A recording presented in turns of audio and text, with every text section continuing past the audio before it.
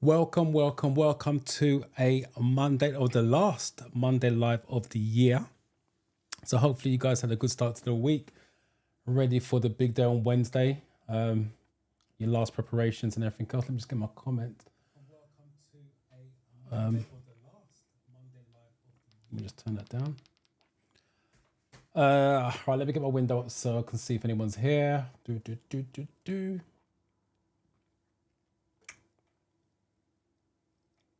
And get my comments window up. Where are we? Comments.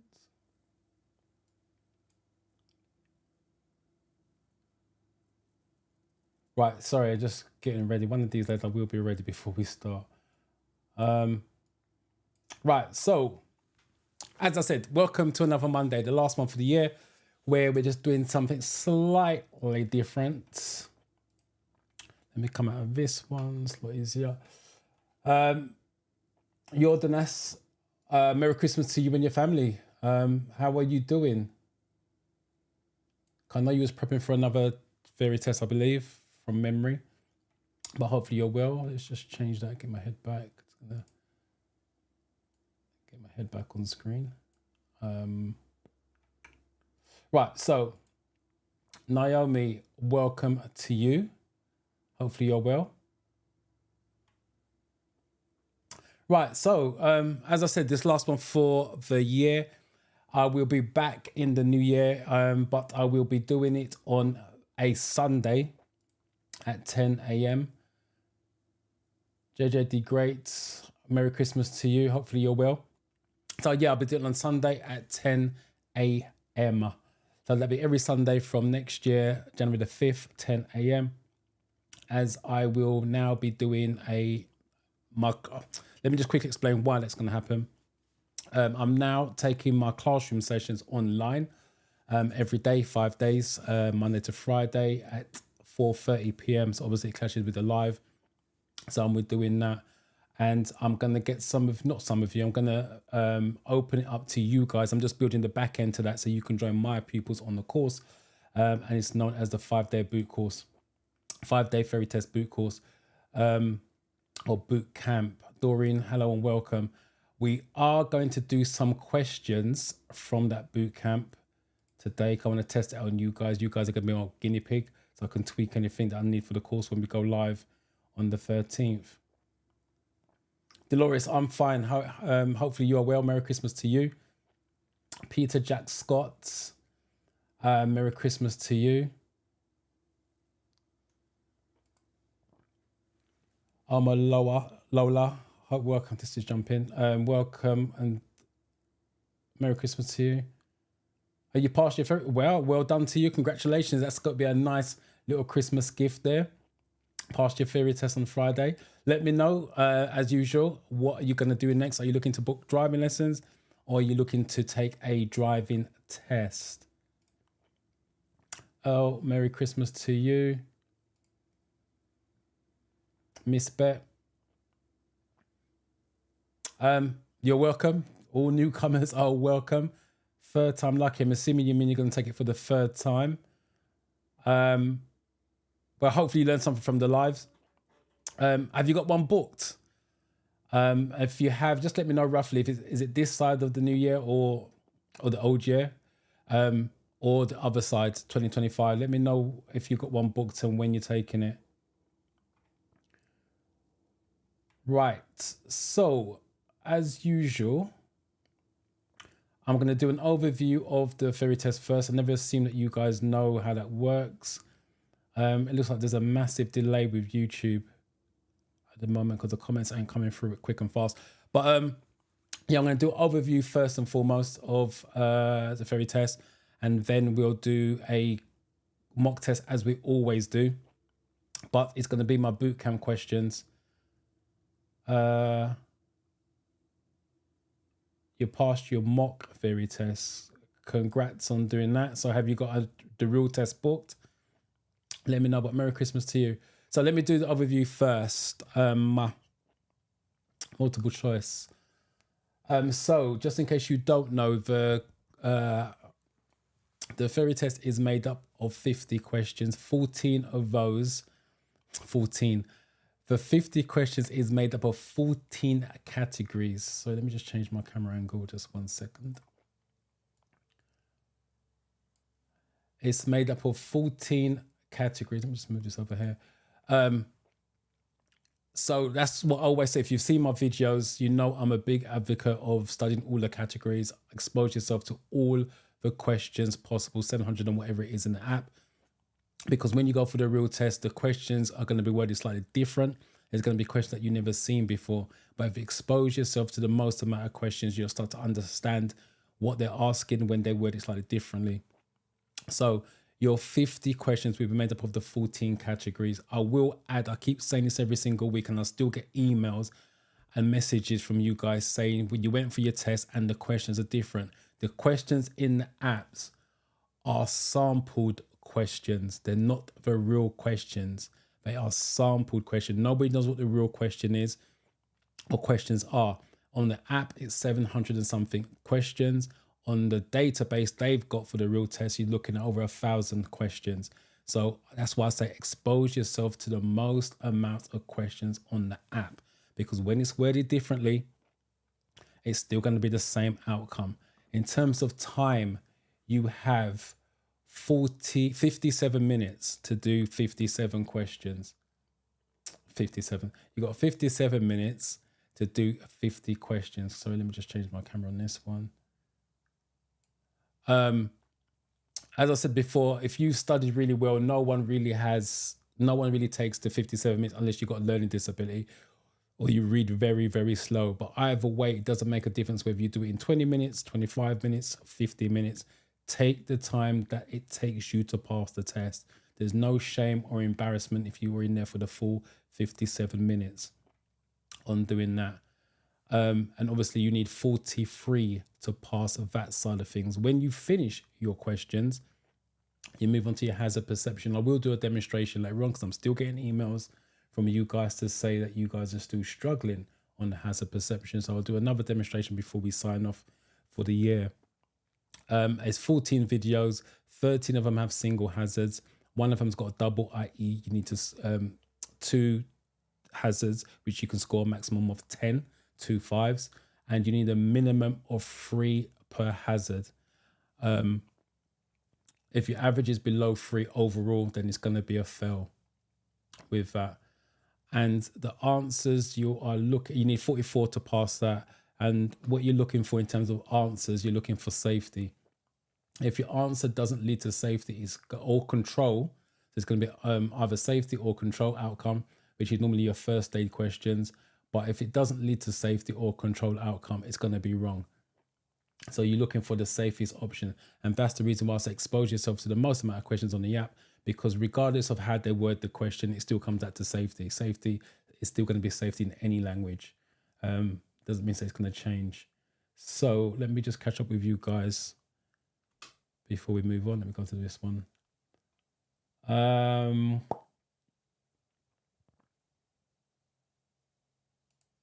Tommy, Merry Christmas to you.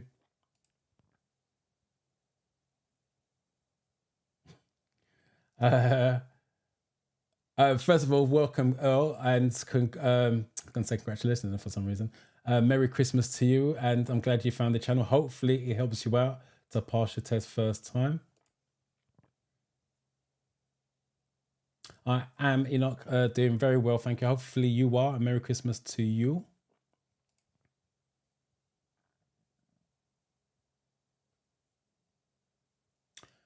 I've seen your name somewhere before, Miss Bet. I was going through my messages and stuff. I saw that name somewhere before. Can't remember where, because I was trying to catch up with all the backlog of emails and messages and all the rest of it. But yeah, I can imagine what time of year it is for you guys. I'd say it's not pleasant because I was in the shops this morning and it was just a nightmare. It's hectic. So got the most amount of respect for you as a retail worker. But hopefully next year when you're more quiet, you get a chance to rebook and pass it. Azia, one of my students, welcome to you. Hopefully you're well. I did get your email and I will send you the postcode for the test center. But like I said, I was just literally going through the backlog, Trying to clear everything up before Christmas Day. Wills, yes, again, I picked up your voicemail this morning on Instagram. I've not seen your email, by the way. Hence why it keeps bouncing back, because it must be going to the wrong place. But I did pick up your voicemail, and I will respond probably after Christmas now at this point. But yes, we will meet up at some stage. Next week, the 30th, the Monday week. So you got said, well, minus Christmas and Christmas Day and Boxing Day. I would take those 2 days off, to be honest, and then get back on it after Boxing Day. But you've got a little while to study. Hopefully it goes well for you. No problem. I appreciate that.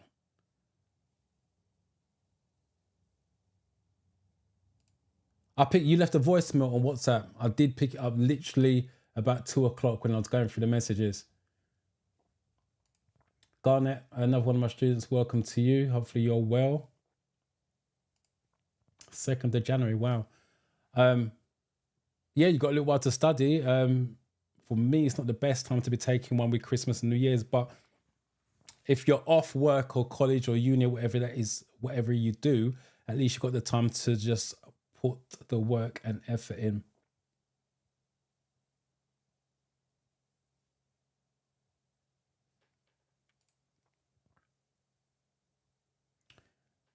So, see her. I've not seen your name before, so welcome to you. Just gone straight into a question. I will add, if you have got a question, please put a Q semicolon. Otherwise, it looks like a comment, so I may miss it. Who uses a red handband on the motorway? Who uses a red handband on the motorway?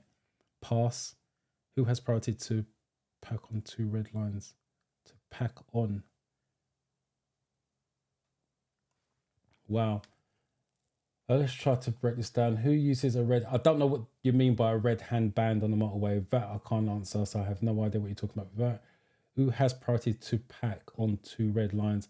I'm assuming you mean park on 2 red lines. No one has priority, because red lines means no parking or stopping at any time under no circumstances, unless it's law enforcement. How far ahead can you wear a helmet on a motorway? How far from your head can you wear a helmet on a motorway? Can you explain these questions? I can't, because it's written badly, so I don't understand the context of that. And why would you, unless you're a motorbike, why would you wear a helmet on a motorway? Unless you can type that out again in so I can fully understand it. But I'm not understanding why you would wear a helmet on a motorway, unless you're a motorbike. And if it's a motorbike question, then I don't do motorbikes. I just do cars, unfortunately. Dolores, appreciate that. Can I give a tip for hazard perception test? You can give your tip, yeah, type it in the chat. All tips are help because everyone's different. If it worked for you, it may work for somebody else.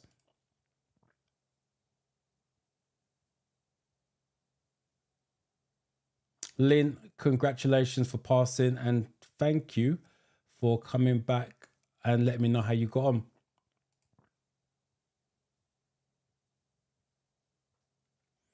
There's got to be a reason why you're failing. If you're practicing, there's got to be a reason why. What you need to do, I'm assuming you've done it already, is review the videos back, see if you're clicking too early, too late, and then go from there and start tweaking from it.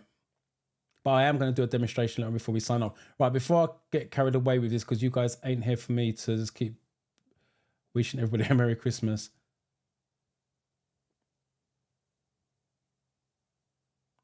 Nicola, no problem. I wish you luck on the 4th of Jan. Right, so let me just quickly tell you what's going to happen.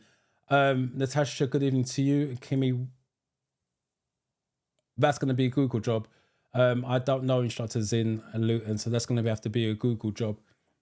Or ask friends and family if they know any driving instructors in Luton. So let me just quickly explain. Let me just explain. This is the last live for the year. I am coming back in January, but it's going to be on a Sunday, January the 5th, 10 a.m. for as long as we're on. If it's 2 hours, 3 hours, we'll just have a chat on the lives, help you guys, because 2025, I want to help as many of you to pass that February. First time, ideally, or next time out. I will come to that later on when I do a demonstration. I am taking my classroom sessions. We've been testing it for the last 2-3 months. The stats hasn't changed. It's 94, 95% pass rate online, and it's 94, 95. We're in my class anyway. It's 94% in the classroom. So what we're going to do now, we're shutting the classrooms down and we're bringing the theory online. So it's going to be Monday to Friday, and 2 hours, 4:30 to 6:30. Hence why I can't do the lives anymore on a Monday, because I'll be doing the teaching for my students. I am working on a way to bring you guys, if you want to be part of the boot camp, into those sessions as well. So I'm working on the back end, and hopefully that'll be ready to go on February the 3rd. I was supposed to open the doors to my high and self. Congratulations. Merry Christmas and welcome to the live.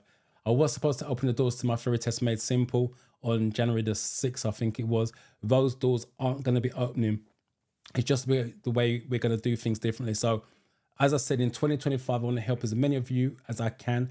And by doing the boot camp over 5 days, if you join the boot camp on a Monday, attend all sessions, it will be recorded. So you get a recording of it as well, just in case you can't make every day. But it's better for you to be live. You should be ready for your test by Friday, because my pupils do the course and they take the test on a Friday, and the majority of them, or 94% of them, pass on the Friday. So that's what it's going to do. I am going to do a boot camp question that I've got that's going to be in the boot camp, 27 questions that are commonly failed in the classroom. So this is based on the stats for our year. Let me just read Peter's message.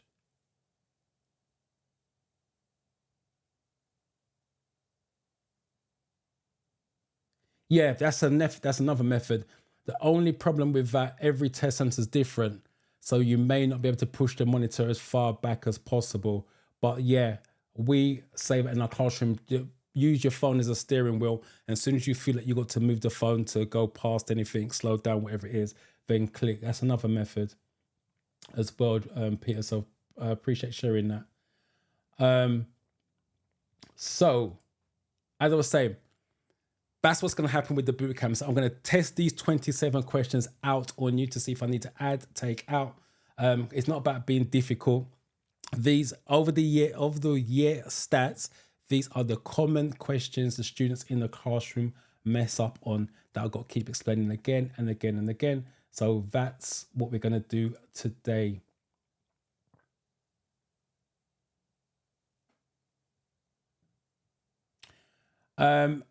Lynn, it's not a massive deal, but I would still get a copy if you can, just in case, because sometimes they do a spot check, and if you haven't got it, they won't take you out. It's very rare. So it's more criminal activity. So I'm assuming you're not a criminal of any shape or form, and your theory test was pretty much straightforward. But I would definitely, because if you March the 3rd, you got plenty of time to ask the DVSA to send you a copy and just keep it to hand, because technically you can't book a driving test without it, so they know you've passed. But just in case they do a spot check, bring that on the test day with your license. Joel has passed his test today. Congratulations. 48 out of 50 and 62 and has perception high, 2 high scores. Brilliant. Again, Joel, in the chat, just let me know what you're going to do next, whether it's going to be driving lessons or driving tests.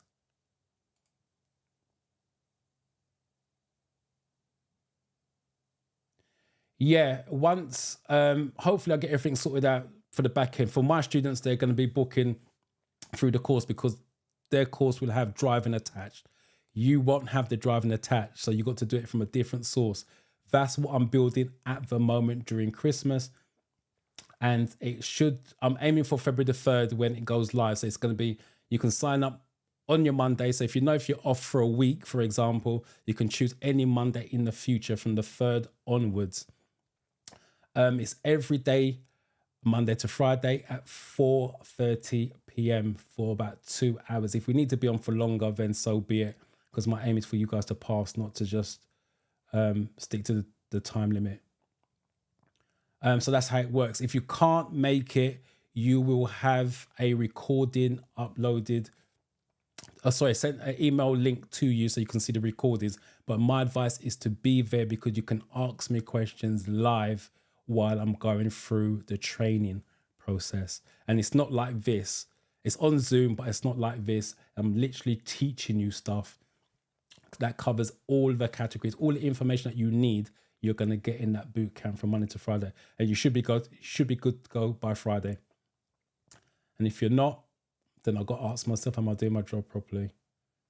Right, so let me start this and I'll keep coming up with your comments. Right, screen share. Let me do screen share.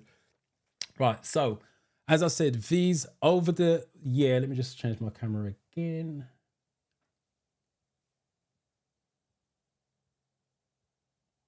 That's not working for some reason. Right, so 1 second.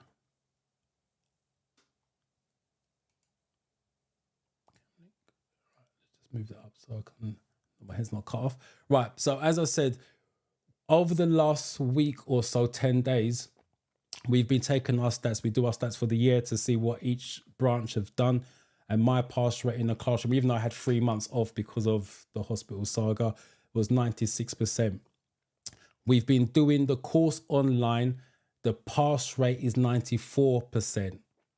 So the pass rate is not much different from the classrooms. As I said, we're stopping our classroom sessions and we're going to be taking it online because the students prefer to do it at home in their own comfort rather than coming to the classroom at 8 o'clock in the morning. These are the common questions based on stats for the year that students get wrong in the classroom. So I'm going to test this out on you. If it's too easy, I might make it a little bit more difficult for the boot camp, but we'll see how we go. So let's change screen. Right. So what you want to do is obviously read the question. This is A, top line. Second line is B. Third line is C. And the fourth line is D. Please just, well, I know there's not a question number. Hold on 1 second. Go back. I know there's not a question number. But just type in. We'll try to stay on the question until most of the answers come in. I know that there's a delay between YouTube and me and YouTube, you and YouTube. So I will stay on the question long enough for enough answers to come in before we move on. But I can go back to the question with this. On the previous way we did it, I couldn't go back because I was using that app. This is actually slides in the 5-day boot camp. So question, what should you do before making a U-turn? Type it in the chat.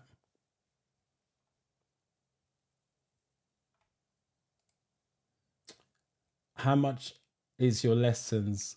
If you're talking about, I don't do driving lessons first and foremost, because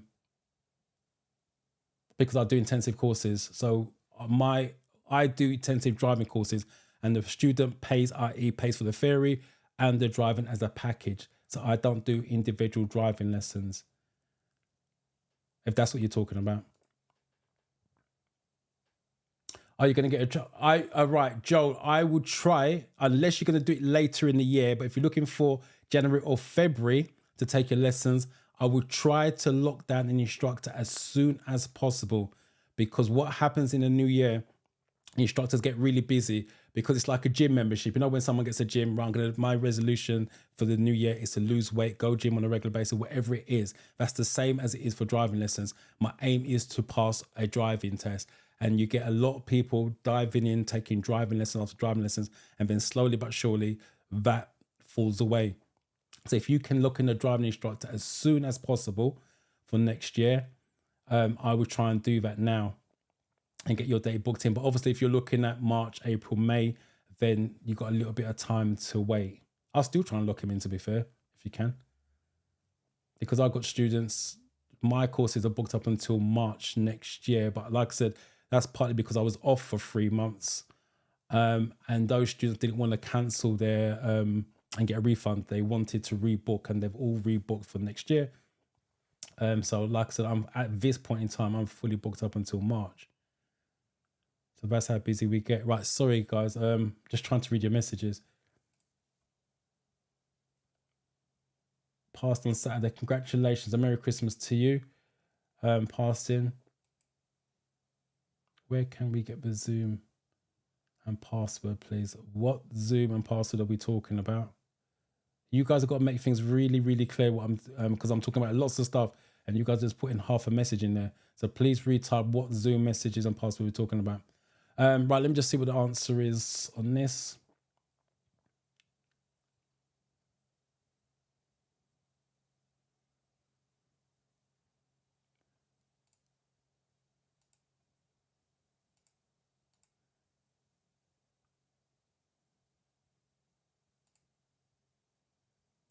Right, someone's gone for a B. Ben, welcome. Hello to you.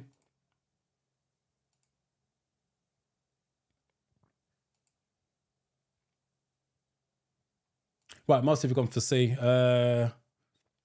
Look over your shoulder for a final check. As driving instructors, we call it blind spot. In the theory test, they call shoulder check, which is correct. Okay, so where may you overtake on a one-way street? So where may you overtake on a one-way street? So please, if you've got a question, I'm still going through the chat. If you've got a question, please put a Q semicolon. So it makes it a lot easier for me to find.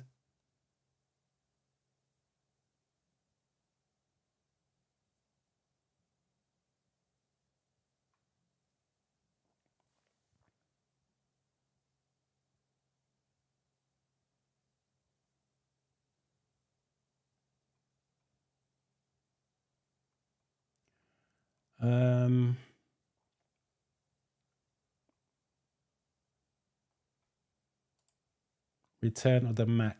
Love that.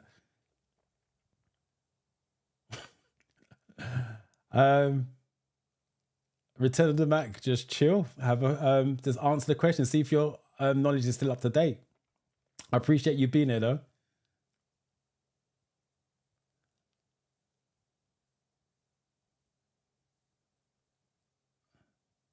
Sorry, it's just jumping. You guys are typing so quick.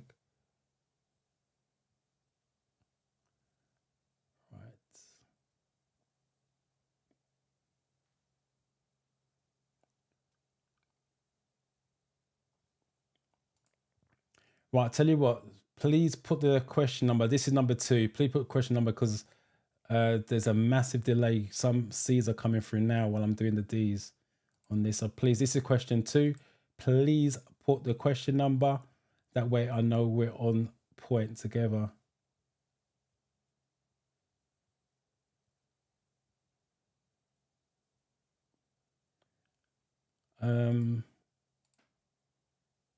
Someone's gone for a B.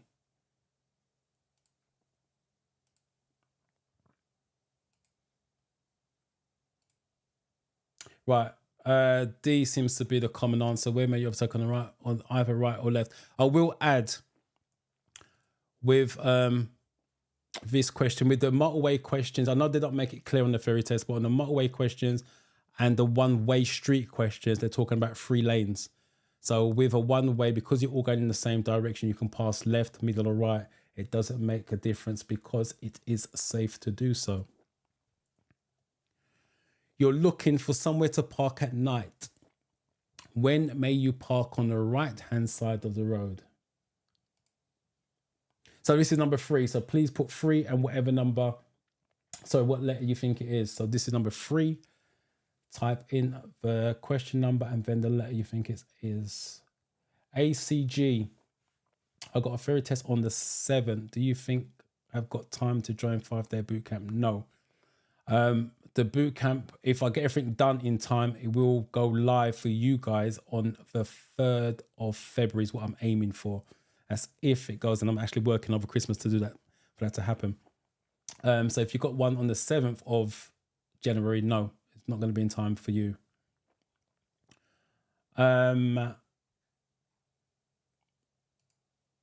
Kenny for boot. No, the boot camp, it's called a 5-day theory test boot camp. It is Monday to Friday, 4:30 to 6:30 p.m. Maybe longer if help is required, because I'm quite happy to stay on 1-to-1 if I need to help you guys pass as well. So it's Monday to Friday, 4:30 p.m. to 6:30. If you can't attend, it will be recorded, and then you'll be sent a links to watch the recording. But it's better for you to be live. You're going to get a lot more benefit being live.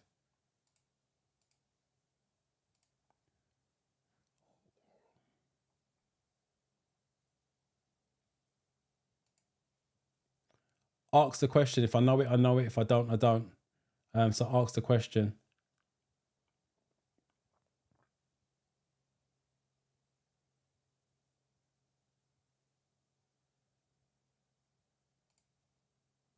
Why I cannot participate in a live? You're here now, so you're participating. Not understanding that, because you're actually here. You typed in a message. It's on screen. And welcome to you. Right, so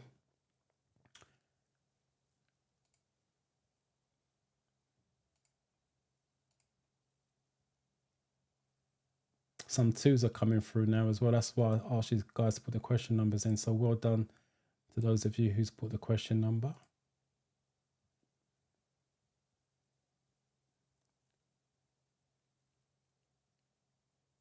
Three's gone. Return of Mac gone for C.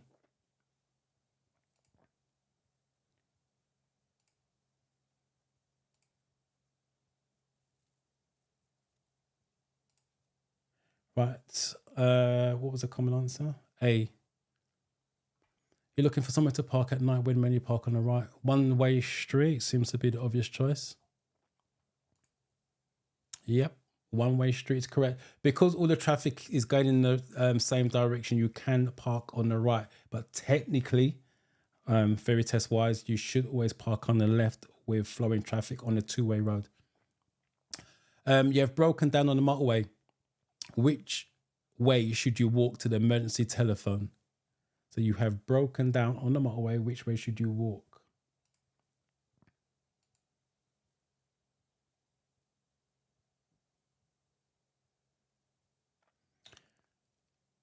Joe, if you're looking to do it before you go to uni, I would definitely lock down an instructor now, especially if you've got no driving experience, because there's a lot of uni students that will start, because that's one of our busiest time in the year. Come April, May, a lot of people finishing college, uni, want to cram in lessons before they go to uni or go to college or whatever it is. So if you haven't got no drive, especially if you've got no driving experience, I would definitely start doing it now, looking for an instructor. And also once you've found an instructor, because you passed the theory test, I would start looking for a test date, because the waiting time is extremely long. So if you definitely want to be doing it before September, I would definitely start putting things in place now.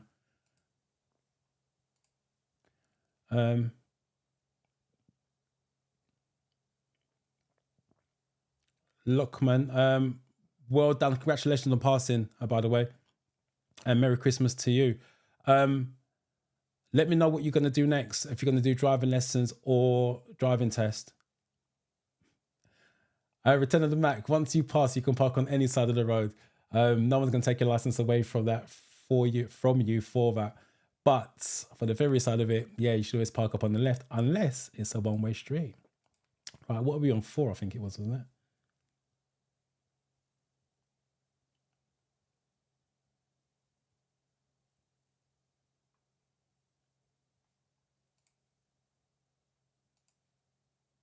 Right, here we go. There they are. 4C and a B.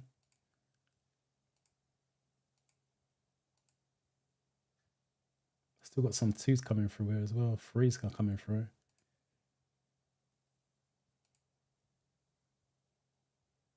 And driving test next. Okay. 4C.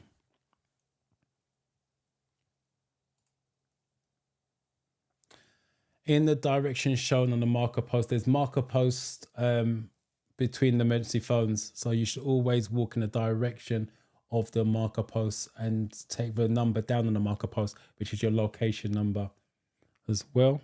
All right, let's see what the next one is.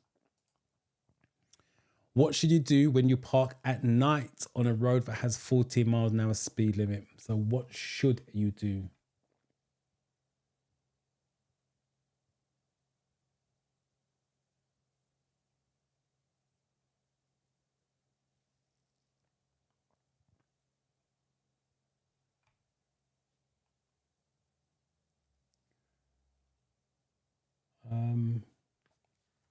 believe this is number 5.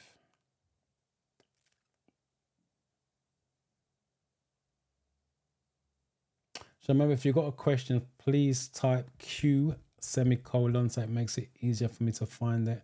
Otherwise, it just looks like a comment to me.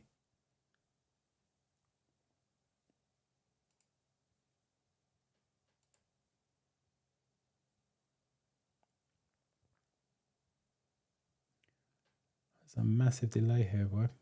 Some of you got freeze coming through. Let me just wait a little bit longer. Right here they come.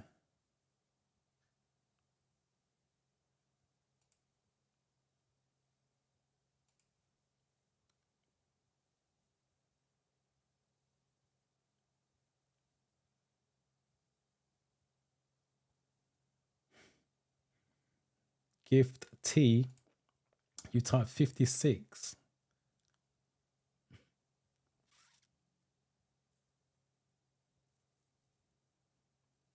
Right, there's a mixture. I've got A, B's, and C's on this.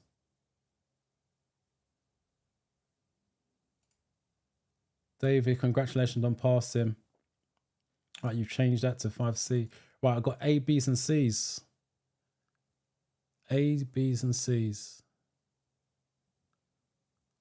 Right, it can't be A because we just spoke about it. Let me just put my cursor on there. It can't be A. We just spoke about it. You should always park with the flow of traffic. So you can't park facing the traffic. What was C? Leave dipped headlights switched on. That would kill your battery, by the way. You don't leave dipped headlights on because people will still think you're driving. The key for here, if I can do this, is you're parked on the road at night. So you want to leave parking lights on. That's why it is this one. So the clue or the common denominator is park at night, leave parking lights on. So people know that you are parked. When you park on a road of 30 miles an hour more, that's what you should be doing. Based for the ferry test, by the way. Right, why is traveling in neutral for a long distance, known as coasting, bad driving technique? So this is number 6.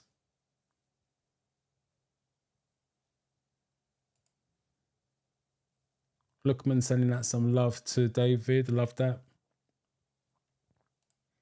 Rest of the 5 that are coming in. So you guys will split on this. Some of you going for B, some of you going for A's. No problem. I knew it was a mistake. That's why I gave you the chance to change it.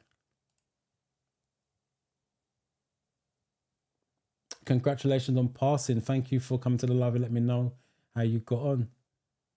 If you're still here, let me know in the chat what you're going to do next, whether it's going to be driving lessons or looking to take your driving tests.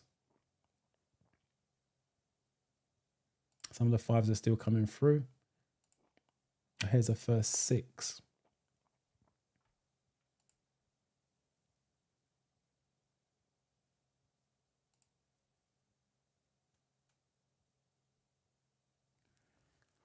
Let's wait a little bit longer for some more to come through. Like I said, there's a massive delay today for some reason.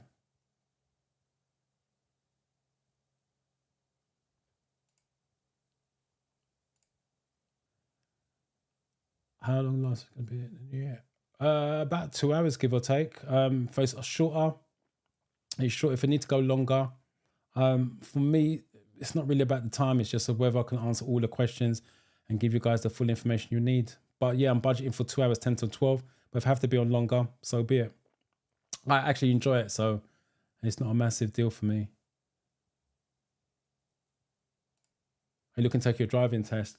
I suggest you get that booked up. You know the waiting time is long, so get that sorted out as soon as possible. Right, again, you guys are sort of split on this. Some of you are going for 6B, some of you are going for 6D. Let me just wait for some more to come through just to make sure.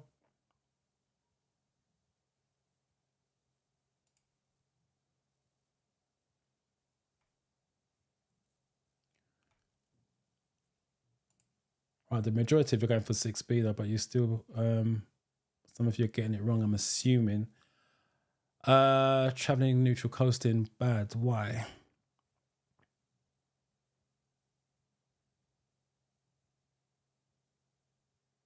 So let me just go through the, right.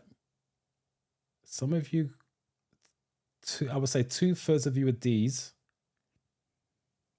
and the other thirds are B's. Interesting.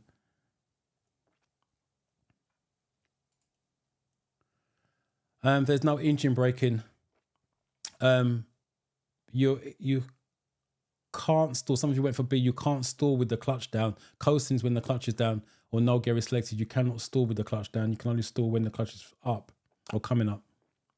So there's no engine braking. That's why it's a bad driving technique. Next one. When in the left-hand lane of a 3-lane motorway, how should you react to traffic joining from a slip road? As I said, they always talk about 3 lanes on a motorway or 3 lanes on a one-way street. So I believe this is number 7.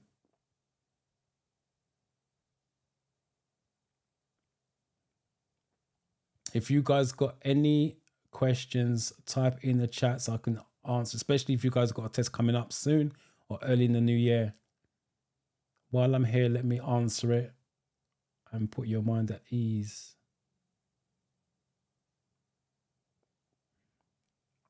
Dorian, you're changing your answer after the event. I'm keeping my eye on you, Dorian. First one out, 7B.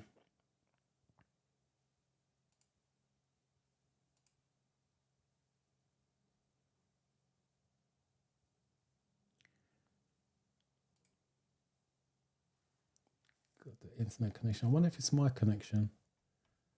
Why it's so slow.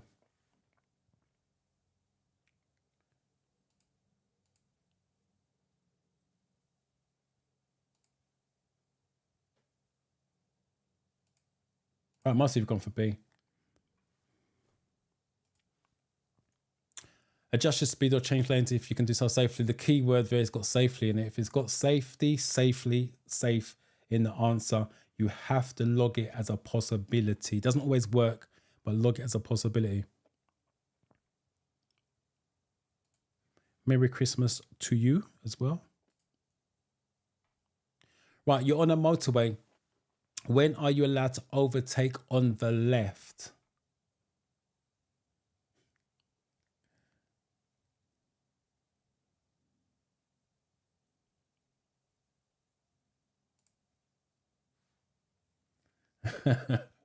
Let's just call it that you flagged it and you went back and changed it.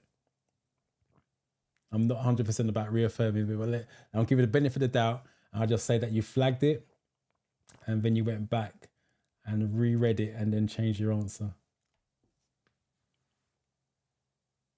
I believe this is number 8.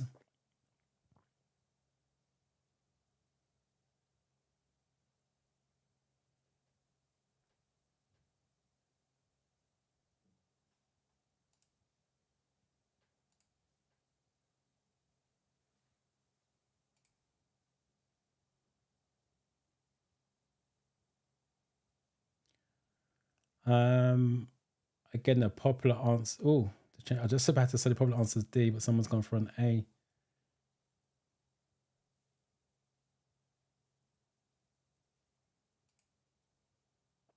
I got to assume that the D is the correct answer. Let's take a look. When the queues and traffic to your right is moving slower than you are. Yeah, with the traffic is moving slower in the right-hand lane, middle lane, you can legally pass on the left.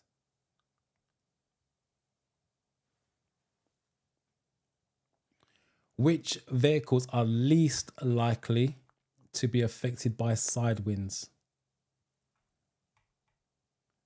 Let me just throw these. This is number 9.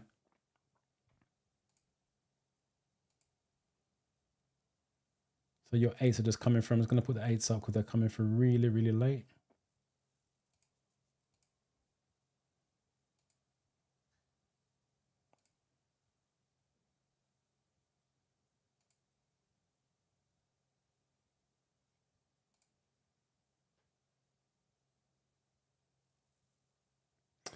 Oh, that's a shame, Joe. I know you was here before you went for your test last week. How much did you get? What did you get out of the multiple choice? Hopefully you kept the paperwork as well that they gave you, so you started to look at the categories that you got the questions wrong in. Yeah, got it for you.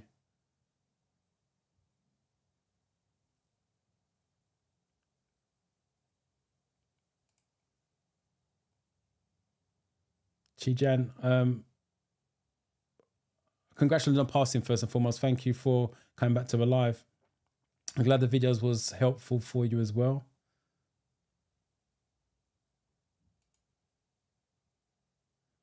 Right, here comes the nines. Getting change of difference of opinion. You're welcome.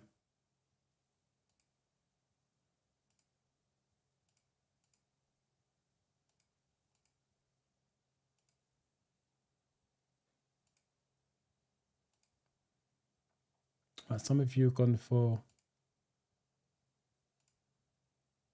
A's, 8 and 9. Let's try again. Some of you gone for A and D. So A, it can't be A. It says which vehicles are least likely, so not going to be affected technically by side winds, and it's cars. I will add with this question as well. The answer is going to be cars. They can flip it. So read the question carefully on the real test. They can say which one's affected the most by the wind, and it's high-sided vehicles affected the most. Least is cars. A casualty needs CPR. At what rate should you press down and release on their chest? So you're giving them first aid.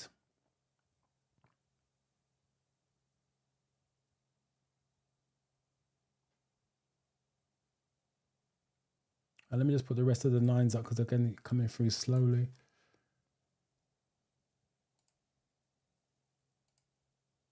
And some of you went for C. So let me just go back and see what C was. Yeah, that's what I'm saying. Didn't read the question carefully. Least likely is high-sided. Sorry, least likely is cars. Most likely is high-sided vehicles. And the reason why it's high-sided vehicles is because it's got more surface area to be blown around with. When it's actually really windy, like the storms we've been having over the last couple of months, they will close the roads to certain roads to high-sided vehicles. That's how dangerous it is. Right, B.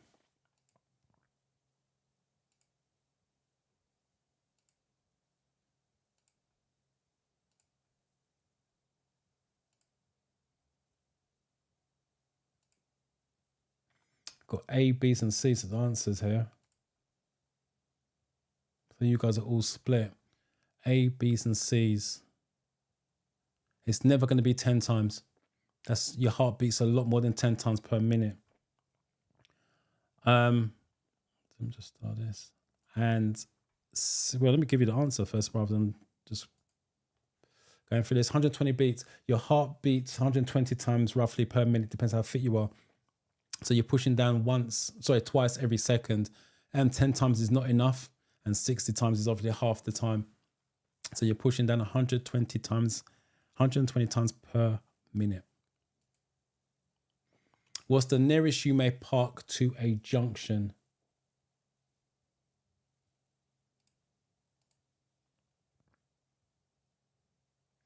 Right, Joe, hazard perception, nailed it, 61 out of 75. Still keep practicing just to make sure you don't go back on that. And 36 out of 50, that's 14 questions wrong. That's a lot of questions. That suggests there's a massive hole in your knowledge, because that's 14 questions. I would, if you got the paperwork to hand, I would suggest that's about 14 questions. That's probably about 8, maybe 9 or more categories you got questions wrong in. And if there's only 14 categories, that means that's over half the categories you got questions wrong in. So just take a look at that. If you've got the paperwork to hand, just look at the categories, count the categories up for me. And if you don't mind, type it in the chat how many categories you got wrong. I would say at least a minimum of 8 with 36. And that suggests, yeah, lack of knowledge. So it's almost back to the drawing board and restudy.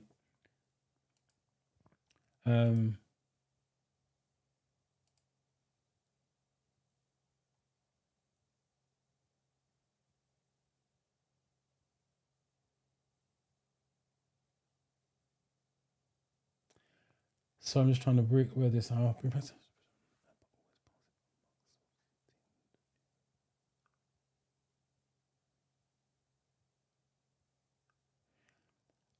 What you want to do, you're passing. That's the first thing, which means you're getting lots of 5s and 4s for that to happen. If you're getting 0s and 1s and 2s, so that means you're getting lots of 5s and 4s and a nice score on your double. But I would review the ones you're getting a low score on and find out why, whether it's too late or too early, and then refine the clicks. But just because you're passing, the last thing you want to do is go in there and still pick up 0s. So you still got time to practice and perfect the skill. All right, let me get back to you guys on this.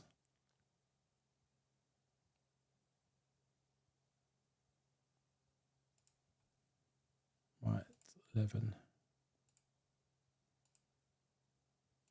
You guys are split.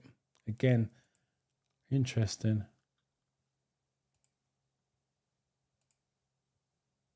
So let me just check again. I think I've got across the board. I've got an A, D, C, C.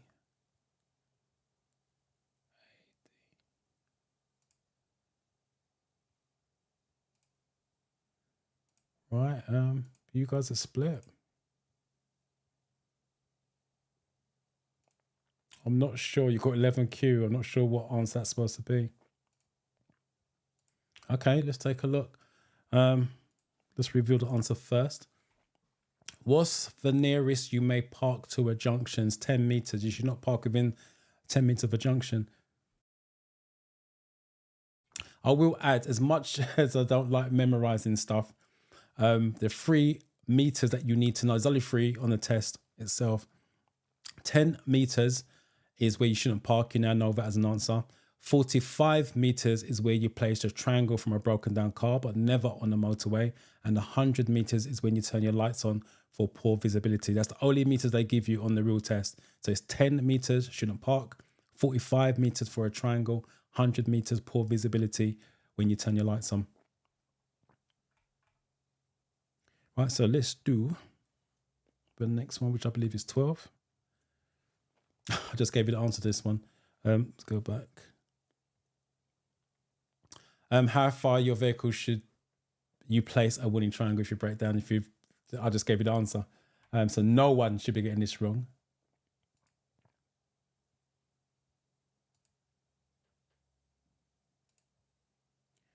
Are those 3 or 4 that are fail going to make me fail hazard on test date? I'm confused. The answer is no. It's not gonna. If you get 3 or 4, let's just keep it simple. If you get 3 or 4 zeros, this is for everybody. If you get 3 or 4 zeros on your hazard perception, you can still pass. Remember, it's 14 videos. So if you, let's say 4 videos, you got 0 on, but you got 5 on every other one, that's 50. So you're still passing. You can still even get a couple of 4s out of those 10. But you don't want to be going into a test knowing that you're still getting 0s on at least 4 videos. You want to be going to a test knowing that you're getting 3s or more on your videos with that. So no, it's not going to make you fail, but it depends on the scores that you get on the other videos.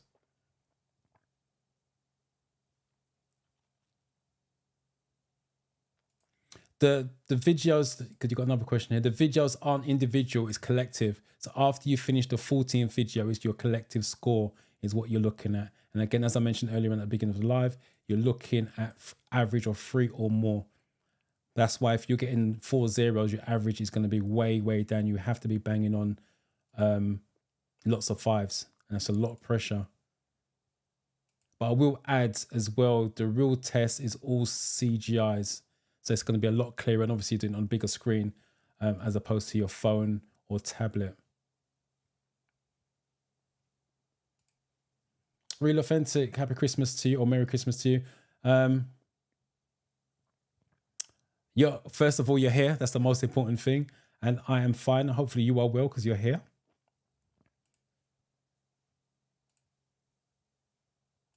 I'm assuming with your name as well, you're doing the Christmas cooking.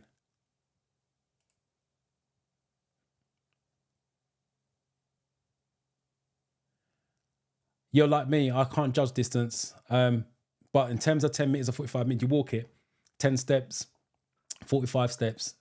With the 10 meters that you should not park within a junction, that's if there are going to be yellow lines around it. So if it's going to be a dangerous junction, there should be yellow lines up to 10 meters away, if that makes sense. In terms of 45, if you have the triangle and you're broken down, you walk 45 steps. Simple as that. But yeah, I'm bad with distances as well. Yeah, it's 45. I gave you the answer to that, so everyone should know that one. What color are the studs along the left-hand edge of the motorway?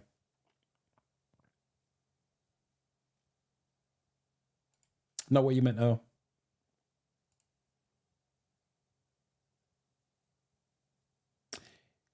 Joe, yeah, but how many categories in total?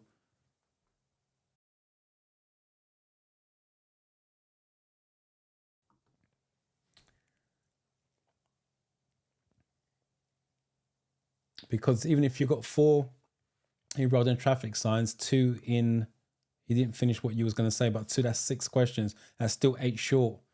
So there's got to be other categories, because ideally you want to restudy those categories first and foremost, get that strong before start doing mock tests. So like I said, if you don't mind, just type in how many categories you got questions wrong in. I'm going to do a demonstration of that.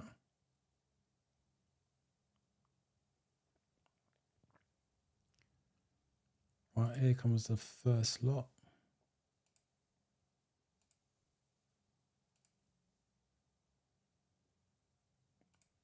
I'm assuming you're putting C, because I see you're coming up all the time, but you're not putting a question number. Please put the question number. That makes it easier for me to know what question you are on, because of a delay with YouTube.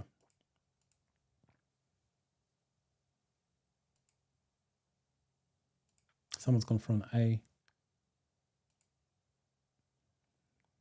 Yeah, my wife loves to cook, so she's prepping from tonight some of the stuff. Let's take a look what the answer is.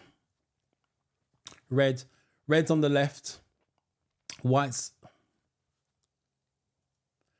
on the left, white's in the middle, and amber's on the right hand side, and green is your slip road. How can you avoid wheel spin on icy roads? So how can you avoid wheel spin on icy roads?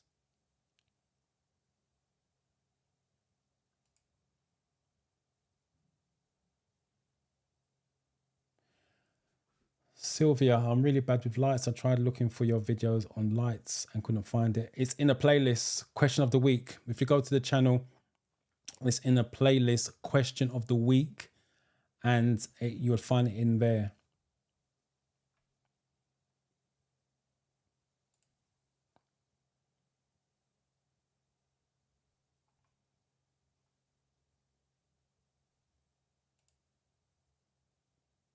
First one out, 14A.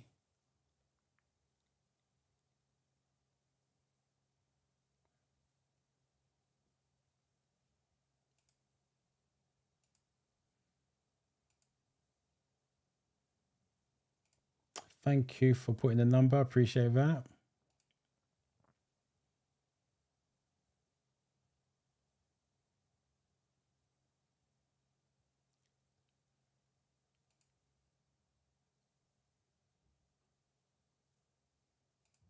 Yeah, so 14 questions. It's going to be, it suggests, like I said, a lack of knowledge. So it's going to be a lot of categories, but you've got to think of it this way. This is why I say go back to basics in terms of restudying the categories, because there's 14 categories and you're getting questions wrong in 10 categories. That's a lot of categories to be messing up on. So I would go back to basics on that, restudy, start to do mock tests again to make sure you're starting to pass the mock test, and then go again.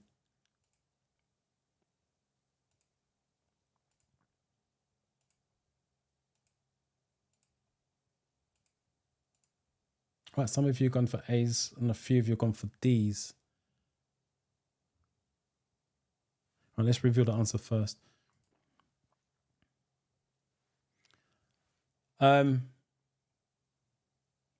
It is drive at slow speeds in the highest possible gear. The reason why the highest gear, i.e. 3, 4, 5, and 6 are weak gears. 1 and 2 are power gears.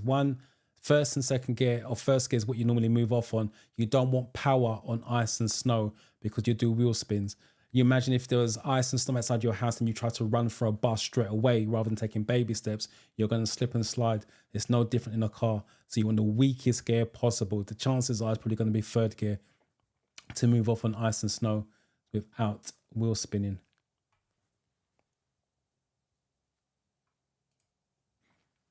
You're turning right onto a dual carriageway. What should you do if a central reservation is too narrow to contain your vehicle? So the key word there is should.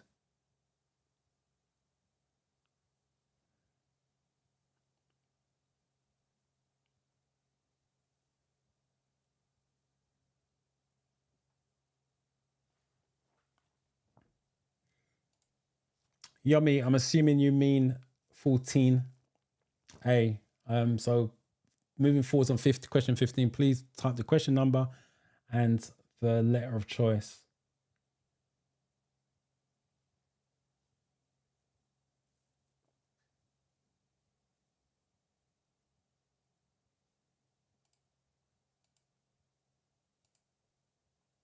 Well, these questions are splitting you guys.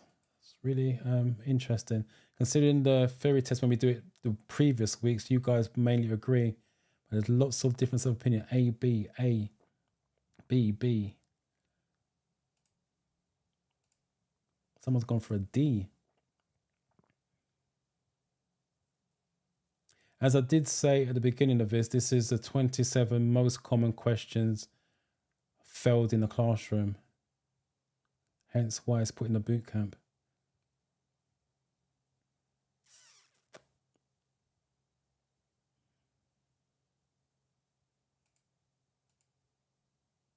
Okay, let's reveal the answer because you guys are mixed. It's B. Let's just go through some of the wrong answers. A, I think there's A and a D. A. What's the question? Right, if it's narrow, you can't go to the middle because it's narrow. You'll be blocking the road with the back of your car. So you have to wait for both directions to be clear to do it in one go. If it was wide enough, then you can go to the middle, you do it in two separate parts. And what was the other one? D. Emerge slightly to show your intentions. If you're emerging means coming out of a giveaway line. It's a dual carriageway, possible 70 miles an hour. You're coming out in front of a moving vehicle doing 70 miles an hour. That can't be safe. Remember, the options are supposed to be safety. So you cannot emerge slightly. You need to stay behind that giveaway line until it's totally clear, and then you go in either one go or two movements. In this case, it's going to be one go. What safety device must be fitted to a trailer braking system? So safety device. I believe this is 16.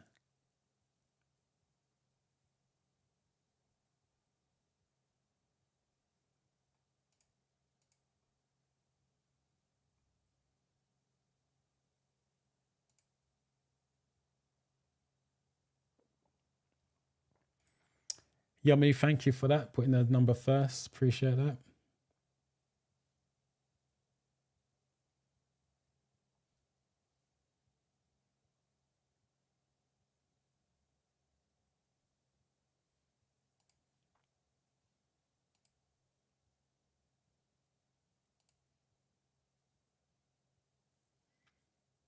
Gift T, I'm assuming you mean 16, but you got C.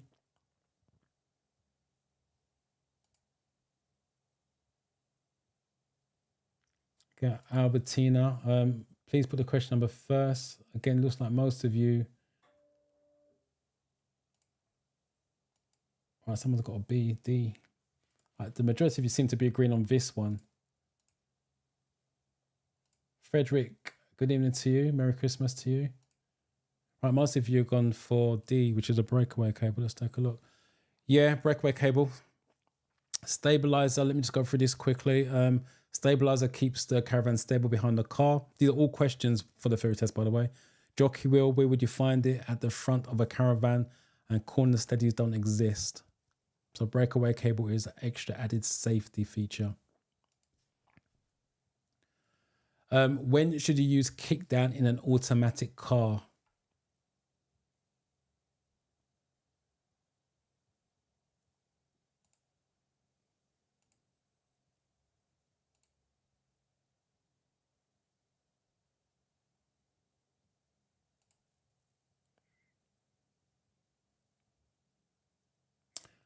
It depends how you study. If you're taking information in and breaking the categories down, understanding the words, yes.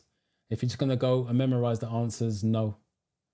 But also, like I said, you need to understand the meaning. As much as I'm saying use the app, go through the categories, some of you, the message that I'm getting over the last couple of weeks, you're literally just doing the question, doing the answer, memorizing what the answer is, but you don't know the meaning behind it, like what a Ford is, what coasting is, catalytic converter, those type of words. You need to understand what the words mean. So when they reword it, put it in a different type of sentence, you understand fully what they're speaking about. So the answer to your question, it is enough, providing that you providing you understand the question, the answers, and some of the wording in it. Like, for example, kick down. Not many students in the classroom know what kick down is.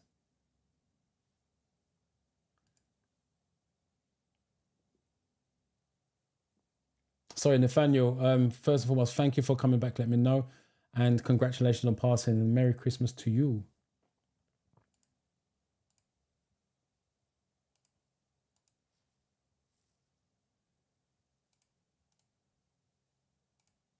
Right, this one looks like you guys are agreeing on, because there's no wrong answers on this so far.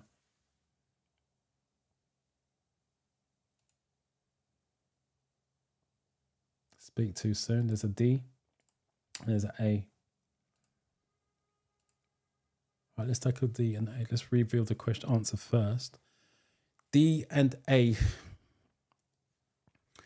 A is cruise control, no. And what was the other one? D, to improve fuel economy, no. Kick down, let me just quickly explain. Automatic technically don't have gears. So to pick up speed quickly, i.e. on the motorway, 70 miles an hour, you floor the gas. You literally just put the gas down to the floor, which makes the car speed up. And the automatic car senses you trying to pick up speed quickly. So it kick it down to a power gear, which we spoke about earlier on. So kick it down to 1 or 2 so it can build the speed up quickly and then kick it back up for the gear for the average speed. So that's what kick down is, hence why it's quick acceleration. What's the national speed limit on a single carriageway for cars and motorcycles?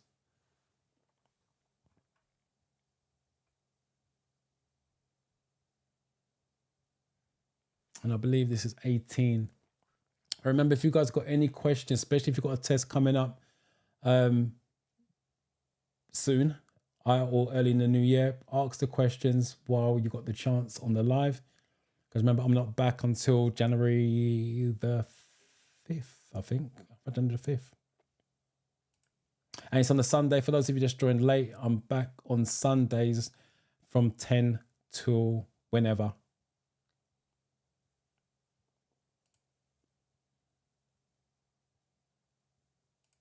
Again, you guys are split on this. I'm loving this.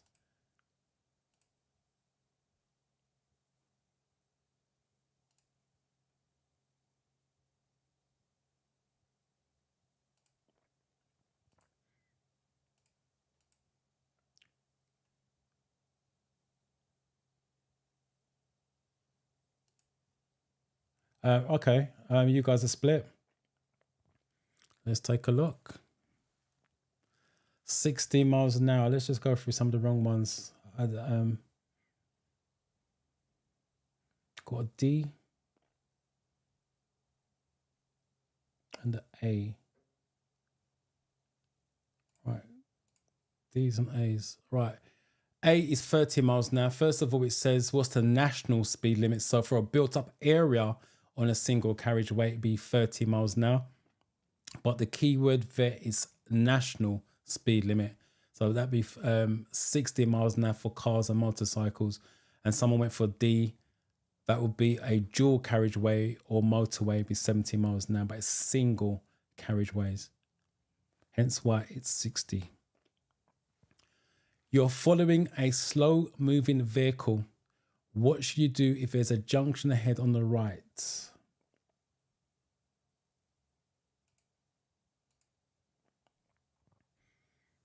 Are the questions going to be similar to the ones we are practicing with?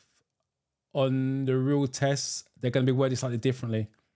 But as I mentioned at the beginning of the live, the questions on the app are sampled questions. They're not the real questions, they're sampled. On the real test, they're going to be worded slightly differently. There's going to be a question that you've never seen before, but the outcome is still going to be down to safety or a controlled outcome. So the answer is always going to be the same in terms of what they're looking for. It doesn't change. Hence why I said you need to understand what the question they're asking you so you can choose the safest option.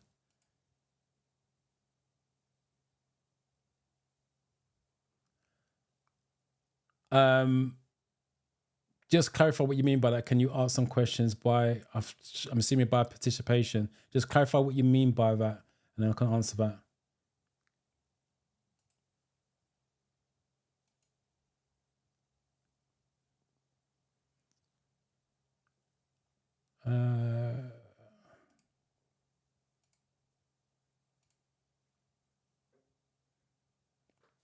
Got a bit of time to study, 9th of Jan, take a couple of days out, Christmas, Boxing Day, and then get back on it. Vimal, well done. Wow, the magical 50, so congratulations on passing with that. And 61 out of 75, that's a high score. Well done to you. Just in the chat, let me know what you're doing next. Looking for the driving lessons early New Year or looking for the driving test?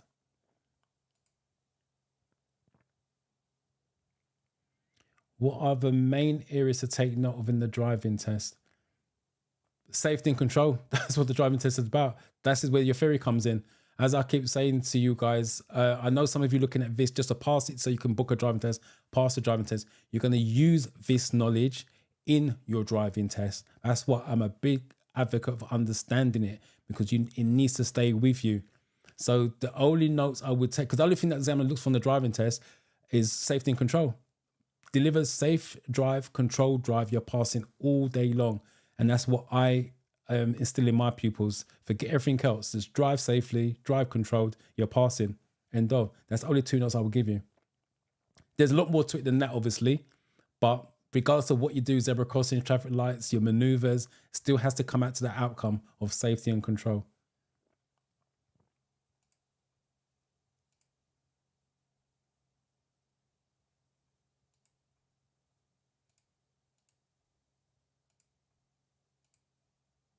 Right, it looks like you guys agree on this one.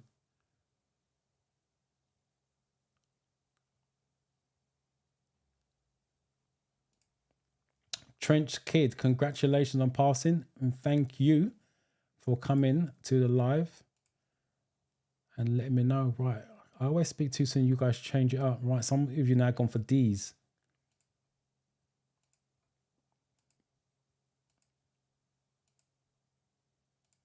D. One's gone for an A. All right, let's take a look what the answer is. B. Some of you went for A, overtake. Right, first of all, let's read the question again. You're following a slow-moving vehicle, so it's slow. What should you do if there's a junction ahead on the right? What should you do? Overtake after checking mirrors and signaling? No, because that signal could mean you're turning right as well as overtaking. That's why it can't be that, so that's not safe. And the other one was a D, I think it was. Slow down and be prepared to overtake on the left. That's dangerous. That's called undertaking. That's dangerous. So again, it doesn't lead to safety.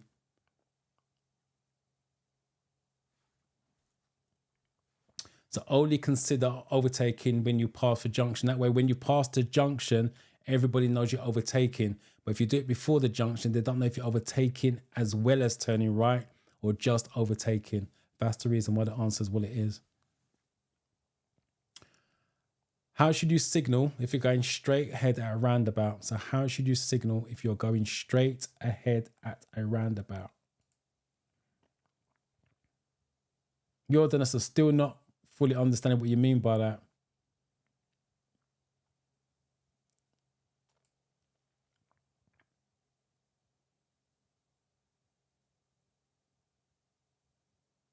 No problem, Joe. You're welcome. I just hope you get it next time out. But like I said, go back to basics, restudy those categories, especially the ones you got the questions wrong. I think you said it was 10. And then start doing mock tests again just to make sure you're passing mock tests and those categories don't come back up as the weak categories.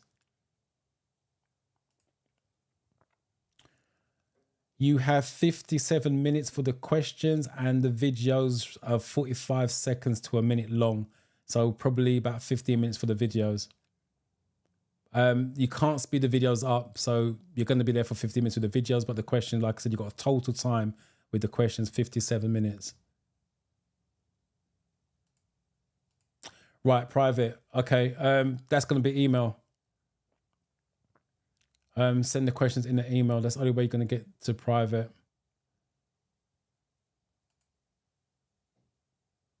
Okay, looking to do driving lessons. Brilliant. Yes, you have a break between multiple choice and hazard perception if you want to take it. And what I mean by a break is 3 minutes.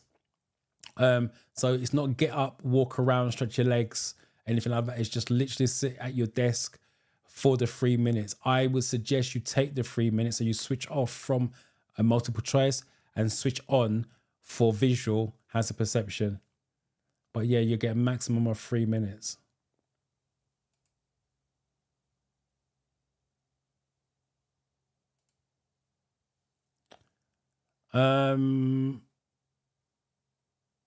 No. Which was the undertaking one, I believe. No, I haven't got the videos on that, sorry. Because you shouldn't be undertaking on the left. It doesn't lead to safety. And the only time you can overtake on the left is the one we spoke about earlier on, which is the traffic going slower in the left-hand lane, right-hand lane of a motorway. That's the only time you can pass on the left.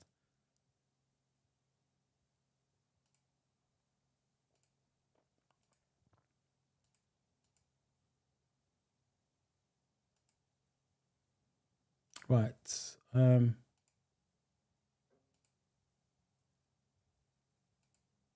Right. Most of you gone for D's, some of you gone for A.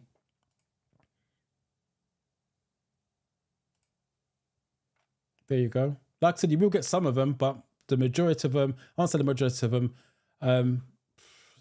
it's random as well. The test is random, so it's hard for me to really say, but you are going to get some questions that you've never seen before, and the questions will be worded slightly differently. Right, most of you gone for D. Let's just take a look if it is. Signal left just after you pass for exit before the one you want to take. Some of you went for A, signal right. The question, if you read it, break it down. How should you signal if you're going straight ahead of the roundabout? A says signal right on approach. If you signal right on approach to roundabout, you're telling people you're turning right.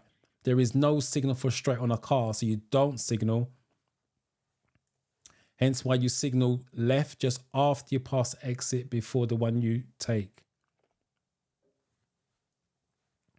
You're parked on the road at night. When must you use your parking lights? We had this question earlier on. It's just worded differently. This is where I say to you, when the questions are worded differently, if you understand it, it doesn't make a difference. The outcome is still the same.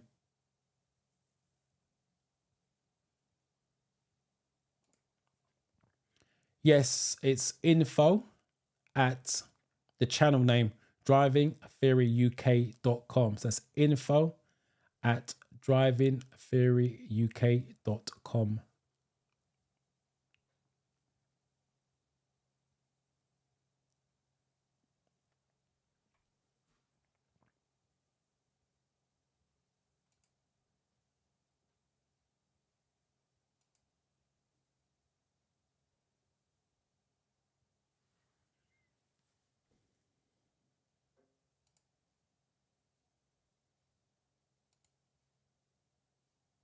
Right, the majority of you, I was just about to say, are going for B's, and then we've got someone with a C.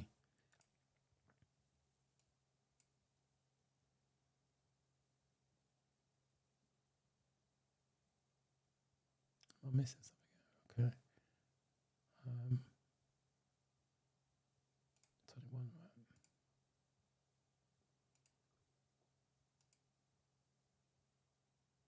Right, again, you The majority of you Bs, but some of you gone for Cs.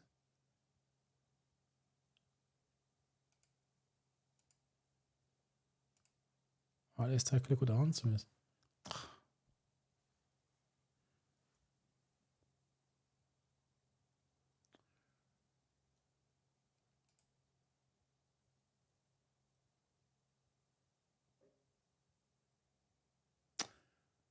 Right, you're passing the road at night. When must you use your parking lights? I think that was the one, wasn't it? Yep. As I mentioned earlier on with the previous question, I think the other one did put a speed limit. It's you're passing the road at 14 miles an hour or more. So if the road is 13 miles an hour or more, you need to leave your parking lights on. So that's why that is what it is. You're waiting to turn right onto a main road. It's clear to the left. A lorry's coming from the right. Why should you wait if you have enough time to turn?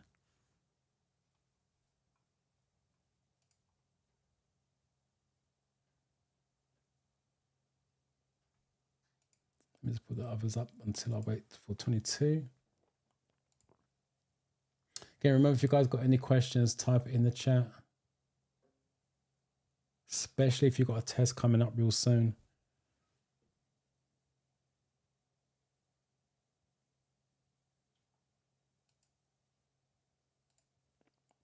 Precious.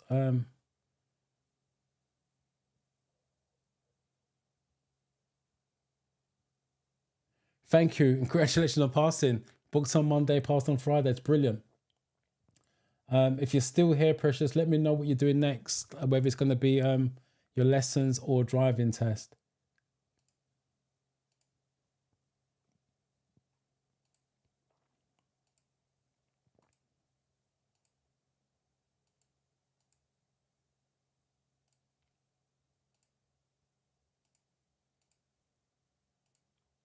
Right, this one, you guys seem to all agree on. Let's wait for a few more to come through. Yeah, if it's a lorry, it's always going to be wait, slow down, be prepared to stop, whatever they gave you the option is. Let's just take a look what the answer was. There you go. Anything overtaken lorry will be hidden from view. That's your motorbikes and e-scooters nowadays. That's the reason why you wait. You're turning right at the crossroads. An oncoming driver is also turning right. How should you normally deal with this?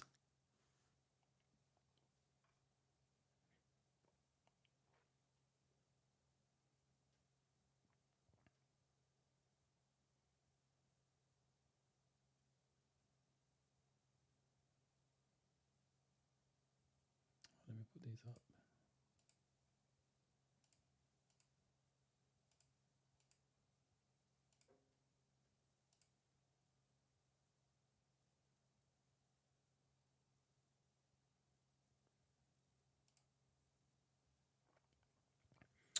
Lynn, what are the minors or majors faults to avoid so you can pass a driving test? That's a difficult question to answer. The reason being, because it's a very thin line between a minor and a major. My advice is just don't do any of them. Yeah, that's my advice I give my pupils. If you don't do it, the examiner can't mark it. I'll give an example why it's difficult for me to say that. The examiner gets you to park up on the left. This example I use in the car. The examiner gets you to park up on the left about 4 times. It's uphill, downhill, level gradient, angle start. Every time he parks you up, he wants to see you check your blind spots. So for example, let's say you didn't check your blind spot, but there was nothing coming. It's a minor because there's nothing to hit. Same situation, identical, except something is coming and you don't check your blind spot. It's now a serious. So that's the reason why it's a very thin line between a minor and a serious. If you go into a drive, again, this is how I explain it to my students in the car. If you go in to a driving test thinking, well, this is a minor, this is a serious, the chances are you're going to fail because you don't know what's a minor and a serious. The examiner does. He can use his discretion. So I wouldn't go into a driving test thinking, well, if I do this, I can still pass because I'm minor. I do this. This is a serious. Even installing the car, for example, for those of you doing manual, doesn't mean to say you failed a driving test. It's the outcome. Was the outcome still safe? And was it still controlled? Does that make sense? So I wouldn't go into a driving test worrying about minors and majors, if that makes sense. I would just go in there and drive safely. That's what I tell my pupils. If you drive safely, you're passing anyway. But once you go in there with the mentality of, well, minor, serious, blah, blah, blah, you're going to fail because your brain's doing overtime. All right, sorry, let me just catch up with you guys on this. These are some of the old ones, I believe. Right, 23 we're on, aren't we?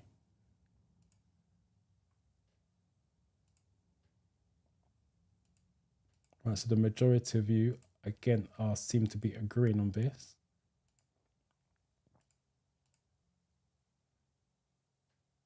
Difference of opinion. There's a B there.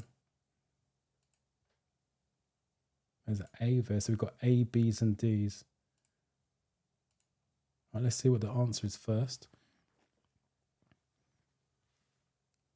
A, B's, and D's is what we've got. So it's A, keep the vehicle on your right and turn behind it. The reason for that is called near offside to offside.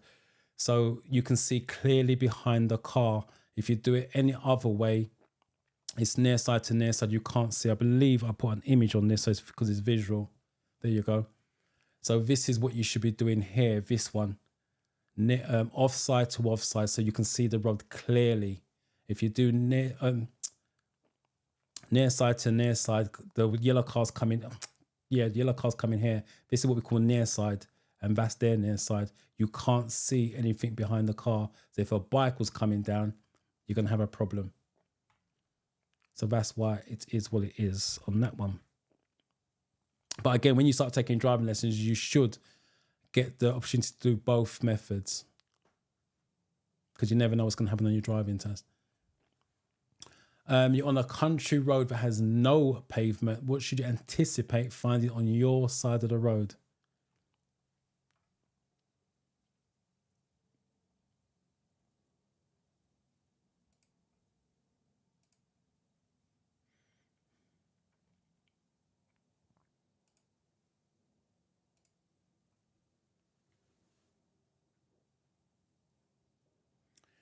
You got your test on the 10th of January, but I don't know where I stand in terms of confidence.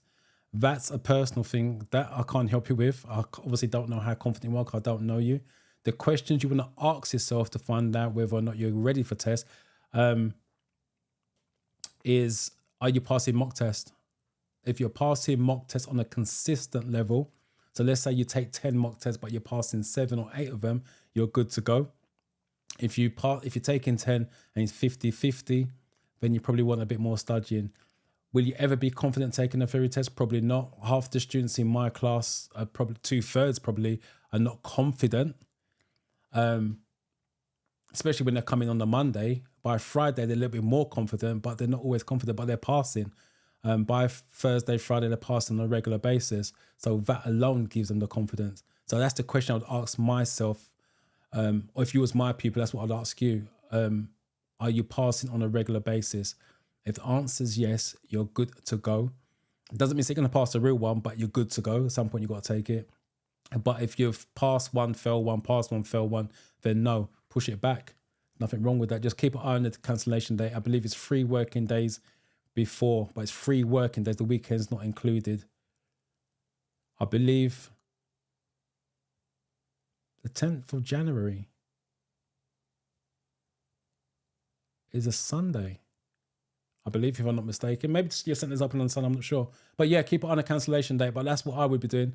Ask yourself the question. You don't have to be confident to pass it. You just need to be knowledgeable. Same thing with the driving test. Half the pupils I take for a driving test aren't confident, but they know how to drive safely, which means they're going to pass anyway.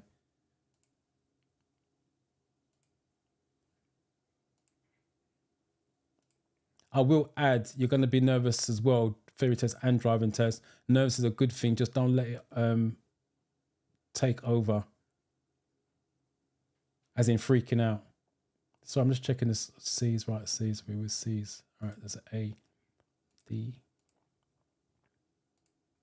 Again, you guys are split on this.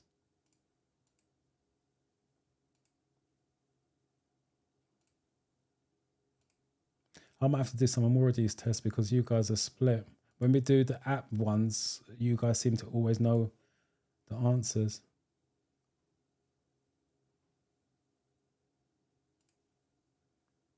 All right, let's review the answer. Pedestrians. Let's take a look at some of the wrong ones. I've got a D and I think it was an A. D's horse riders, they're always going to be on your side. But if you read the question carefully, you're on a country road that has no pavement. What should you anticipate finding on your side of the road? The key word is anticipate. Motorcycles, bicycles. Let's go back to that one. Let me find it.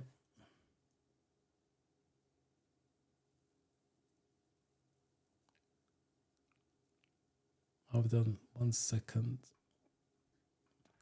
That's the problem using I'm using a PDF rather than a slideshow at the moment. Let me just come out of that. Let me just see what you guys in the comments and I'll find it. This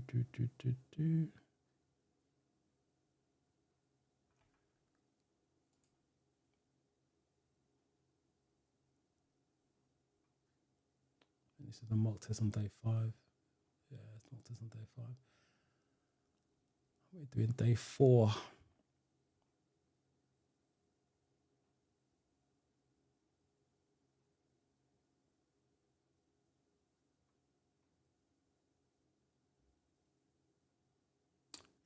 Right, okay, I think I've got it. Right. So let me just break that down again. You're on a country road that has no pavement. What should you anticipate finding on your road? Anticipations, pedestrians, because motorcycles, bicycles, and horse riders should be on your side of the road if they're going your way. If that makes sense. The reason being, this is again, fairy test question could be worded slightly differently. Pedestrians will be walking on your side, i.e. the driver's left, and walking towards the driver. It's actually a highway code rule. So if you walk in the countryside, there's no pavement, you want to walk on the driver's left and walk towards him. This is because he can now see you, hence why the word anticipate. So they can slow down, move out to the right if there's space to do that. Right, so let me just make sure that's the answer and we move on. Which color follows the green at a puffin crossing?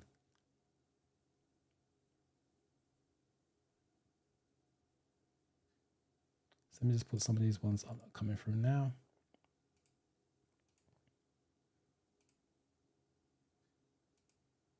Yeah, I saw this. Hold on, let me move this up.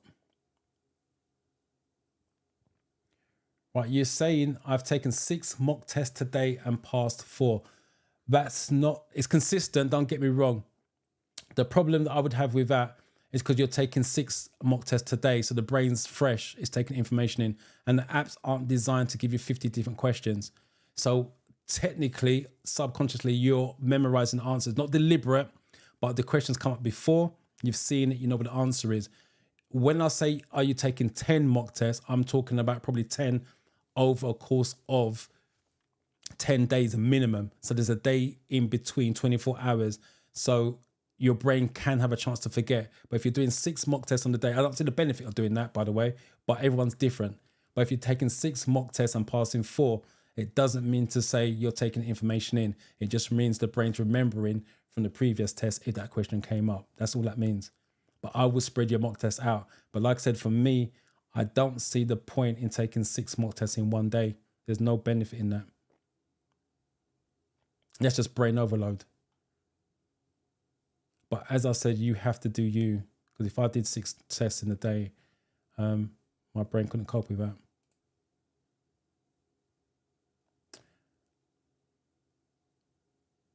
Right, hazard perception, Albertina.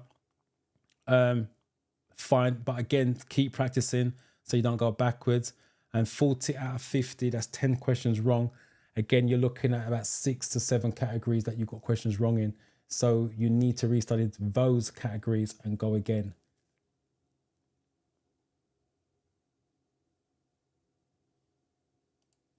No problem.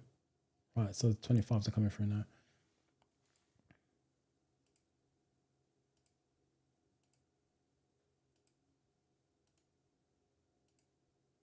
Are you guys all agreeing on this?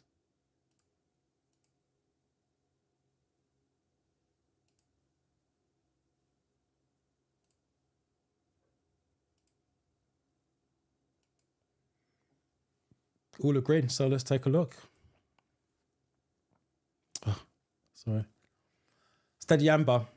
What colour follows the green at puffing crossing? With traffic lights, again, this is what I teach in the classroom. With signs and images, if you watch my videos on road signs and stuff, I always say imagine going up. So let me just do this on screen if you can do it. Always imagine you're going up with your signs and images. The reason being, with traffic lights, they go up in single colours. So it's green, steady amber, red. When it comes down, it's in two colours, red and amber together, and then green. So when the question asks which colour follows the green at a puffing crossing, because green's at the bottom, you're automatically going up, steady amber, hence why the answer is what it is. So I would suggest with traffic lights, you go up with the colours because it's single. When you come down from red, it's double, red and amber together. And it says puffing crossing, flashing ambers on the Pelican crossing. Right. What colour are the stars next to the central reservation on the motorway? I gave you this answer when I went for all the colours. And as I said, if you understand the question, when it's worded slightly different, you still know what the answer is. So it's the same question as previous, but it's just worded differently. All right, let's take a look at some of these comments.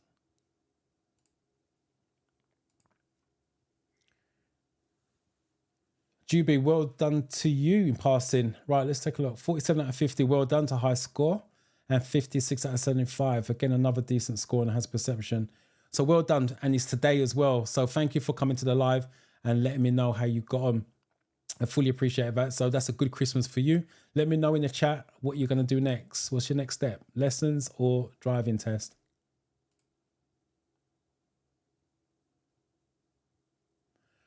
Again, on the channel, I've got the crossing videos on there, but I'll be honest with you, all you need to know is Pelican flashes.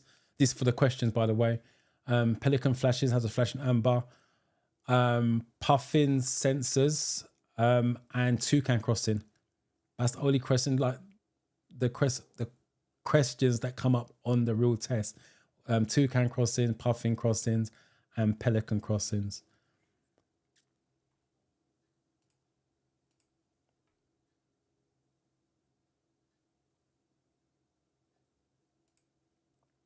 No problem. That's what I'm here for. If you've got questions, drop them in, but put a Q in front. Right, here comes the 26s.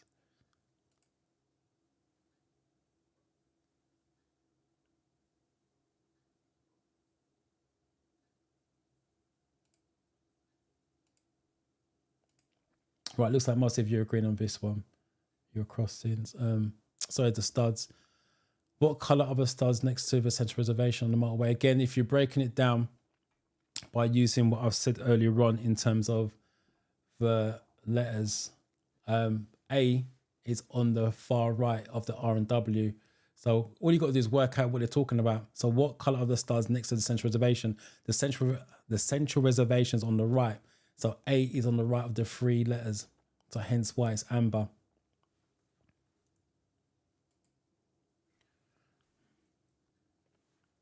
You're driving at night with lights on main beam. A vehicle is overtaking you. When should you dip your headlights?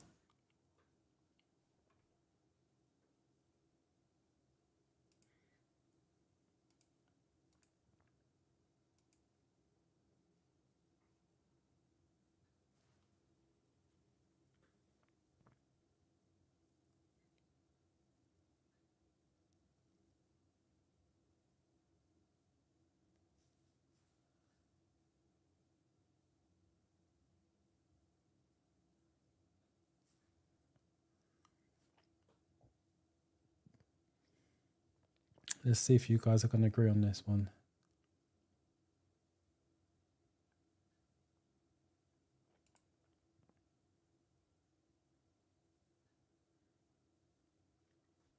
Just waiting for the 27th. Again, the internet's slowing up.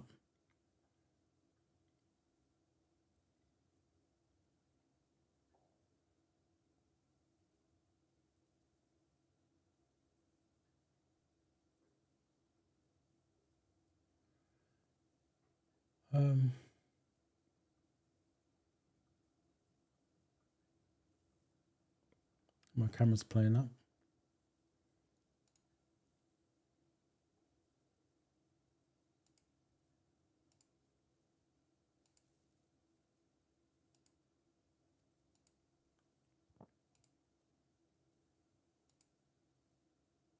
Right, looks like most of you have gone for D.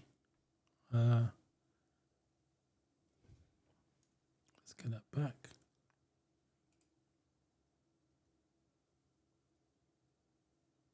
So the answer is D. Yeah, as soon as the vehicle passes you. So as soon as the vehicle passes you, let me just explain what this is. Let me read the question again for you guys.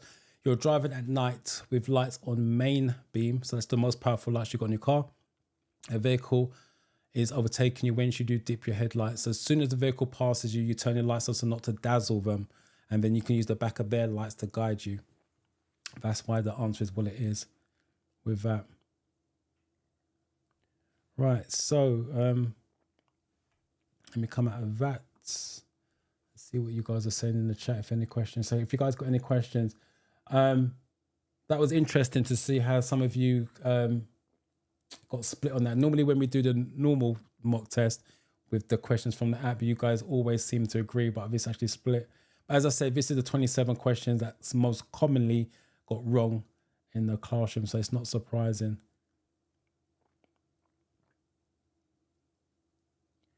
Right, if you guys have any questions, please put a Q semicolon because we're going to be signing off soon. I'm going to do a demonstration on the hazard perception. Let me just show you something as well. So as I said, just for some of you that's turned up late, this is the last live. So come next year, it'll be on a Sunday at 10 a.m. for however long it takes. I've blocked off 2 hours, but if I have to be on for longer, because I actually enjoy doing the lives. So that's the reason why, because I'm moving. The reason why I can't do the lives on Monday anymore, I'm moving all my class sessions on my classroom sessions online. And that's going to be 4:30 to 6:30. What am I doing over the next couple of weeks is designing the back end so you guys can register and take part in those classrooms. Because my students coming through, they'll be booking a different way because they're booking the driving course as well. Obviously, you guys will be just booking a theory test. It's a 5-day boot camp, Monday to Friday. So it goes every Monday. So if you know that you're free particular week, you can go onto the calendar and book it in advance. I think it's up to 60 days in advance you can book it. And everything will be sent to you. As I said, if you can't make the session for whatever reason, then you will be emailed the link for that particular day and you can watch the recording. But ideally, you want to be turned up to each live session. And by the 5th day, you should be ready to take your test and pass it, just like the students in the classroom. So let me come out of that and just catch up on the comments before I do a hazard perception.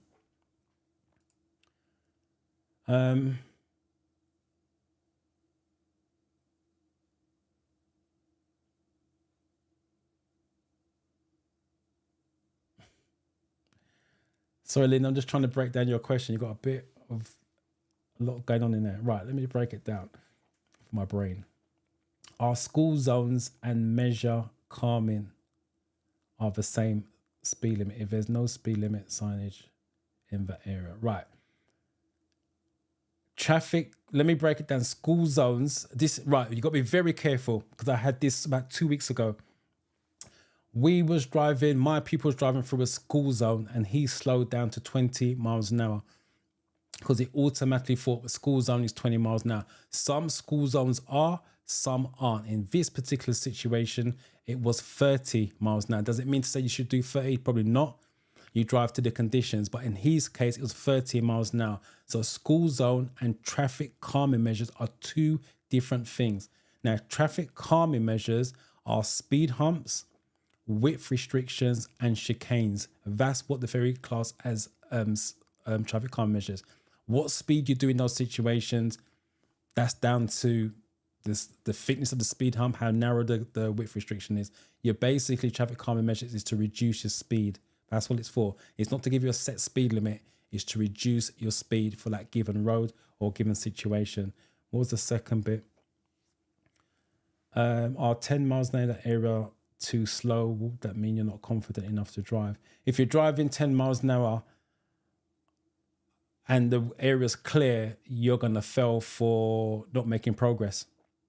10 miles an hour is way too slow. If the road is clear, you should be making progress from the examiner's point of view. Again, the speed limit, a theory test question. How do you know what speed limit is for a particular area? Street lights. That's what it comes down to. Should you be doing 30 miles an hour all the time in that area? Not necessarily, because it's the limit, not a target. You drive to the conditions. So if the road is clear and you're doing 10 miles an hour in a 30 zone, the chances are you're going to fail your driving test all day long. If it's 10 miles an hour in the 20 zone, you're probably still going to fail. But obviously, if there's things going on in front of you, pedestrians, parked cars, tight spaces, then you have to drive to the conditions. So doing a set speed limit doesn't mean you're going to pass it. It doesn't mean you're going to fail it. So hopefully that answers that.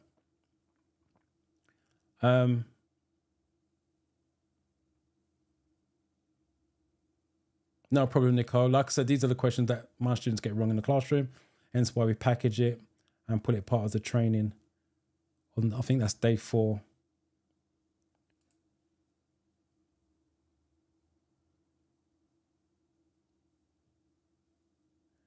On the 15th of, I'm assuming you mean 15th of January, will it be enough to, I can't answer that. I don't know what study you're going to do. And with this, let me quickly explain. You guys are asking me how much you study, how long you study for. I can't answer that. Everybody's different. So I cannot answer that question. You have to put a plan in place for you and how you study. Now, what you want to do is make it a quality studying. You're better off studying for a good solid 15, 20 minutes, taking information in, understanding the information, rather than studying for an hour and a half and it's not going in. That makes no sense. So you have to do you, if that makes sense. So there's not a right or wrong way. You just have to choose the right way for you. So will it be enough for you? I don't know. That's the question I got asked. But again, it comes back to, I would be doing mock tests. Once you've done the studying of all the categories, start to do mock tests. That's your baseline. If you're failing mock tests, you're not ready to take a real test. That's the way you want to look at it. Merry Christmas to you, Joe. Hopefully you get your test booked up and go again. Right, so what I want to do, has a perception. Let me just get my iPad set up.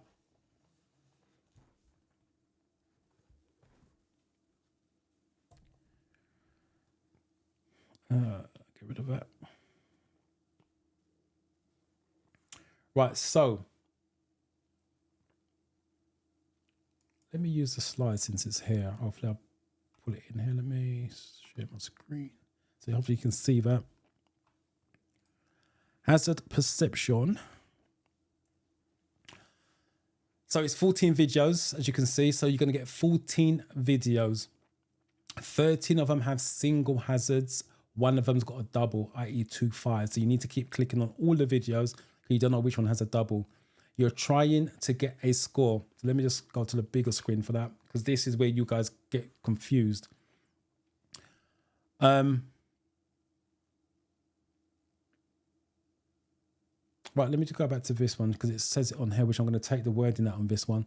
This bottom line here, it says you get points for spotting developing hazards as soon as they start to happen, which is true when the 5 starts. But this is the mistake that you guys make. You see the problem and you click. I mean, just give it one click because you've seen it, but you click too early. There's a countdown window. It goes 5 down to 1. If you click here, it's a 0. If you click here, it's a 0. So it's weird what I'm about to say. I keep saying it every week and I say it in the classroom. It's not about you seeing the hazard. It's about you getting a score. Because if you see early, as it said on here, see early, click early, it doesn't mean to say you're going to get a score. So you're trying to get scores, treat it like a game. You're trying to clock up the highest score possible. So the way to beat the system technically is what you want to do is click twice. See the problem and you click. And then you literally go 1, 2, click again. That way, if you click too early, hopefully the second click lands in a 5 or the 4. So you're getting a score.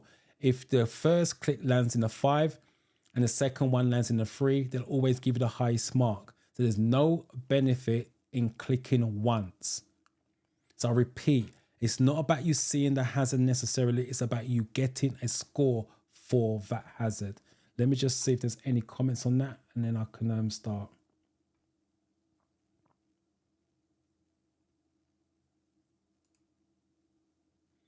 Did my theory test a few times with 2 videos. Again, it's random. So the first 2 videos doesn't mean to say it's going to be the same videos that someone else gets. The theory test is random. And again, some of you guys think it's a set 50 questions for everybody. It's not. If there's 10 of you in the room, it's 50. If there's 10 of you in the room, it's 10 different mock tests. It's not the same mock test. It's random. Hence why I say understand all the questions and answers. Mitchell, well done to you. Congrats. That's got to be a brilliant Christmas for you. 59 and 45. Well done. Congrats. Thank you for coming back and letting me know. Appreciate that. Right. So let me do hazard perception. iPad. Get rid of this. Right. So let me just see if there's one that's not marked up. This one's not marked up. So I'm seeing it for the first time, just like you guys are.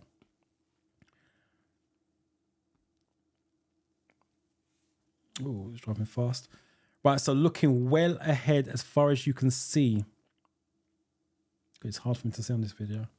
Hopefully you guys can see it clear on the screen, but it's hard for me to see here. That lorry coming out, it actually says slow on the floor. That car coming out. And I'm going to click again for the lorry because I'm actually slowing down because the lorry is going slowly. So it's at 2, 4, 6 clicks on one problem. But remember, keep looking at it because you never know if there's going to be another problem. Not much going on.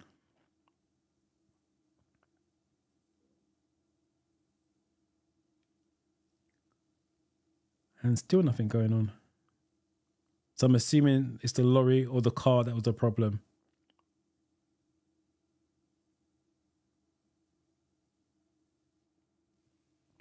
Four out of 5. So let's review. Also, when you, I don't know if you can see that, 4 out of 5. So when you do your videos, whether it's a pass on the video or a fail, unless it's 5 out of 5, and even 5 out of 5, you can still check it. Review it back, just like I want to do now, so you can see where you clicked, where you scored, what you should have done differently, if anything. So let me just speed up for the sake of the live. Right, prime example, first one out of the hat. Look. Let me show you. Hopefully you guys can see the flags. There's my first flag. I saw the problem. I saw the lorry coming out. There's my first flag. Now, if I left it, just like they're saying on the wording, as soon as you click a problem, as soon as you see a problem, click. That's a 0 because I saw the problem. But it's not about me seeing it. It's about me getting a score. So I'll go for a second click, which lands in the 4. And that's the reason why you go for a 2-click method. It covers your back. And I even done another 4 clicks just to make sure. Because remember, it's about me getting a score. There's one click in the 2. And there's another one outside of the 1. But they gave me the highest mark. And I'll repeat, it's about you getting scores. Rack them up. Because all you want is 44. So even if you get a couple of 2s, a couple of 1s, they all add up as long as you're getting 4s and 5s along the way. But if you get a 0, it's harder to come back from that, especially if you're getting lots of 0s. Right, any questions on that? Let me just take a look.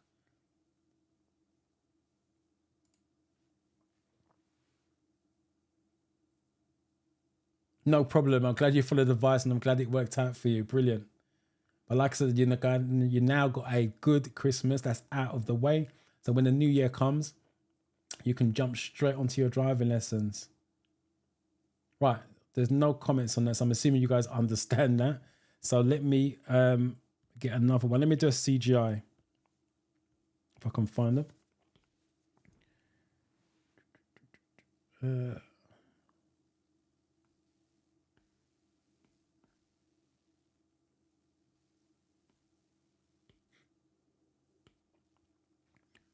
see if I can find one that's not marked. This one's not marked up. Right, so hopefully you guys can see that. Let me just get rid of this comment. Right, so again, look in the distance around the bend. You want to look as far as you can see.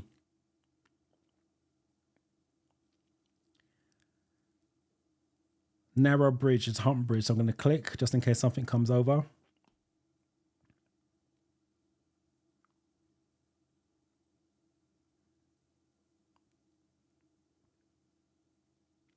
Look into the bend.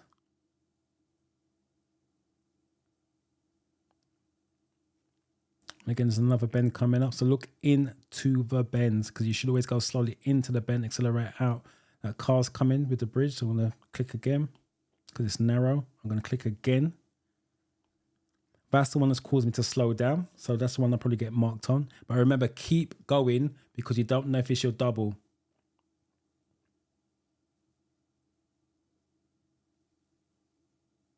And that's it. 3 out of 5. So it's not the best, but they're all rack up. Remember, I need to average 3 or more. So I'm still in the game at this point. I don't know if you guys can see that. 3 out of 5. Let me just review, see how I can improve. Speed it up for the sake of the video.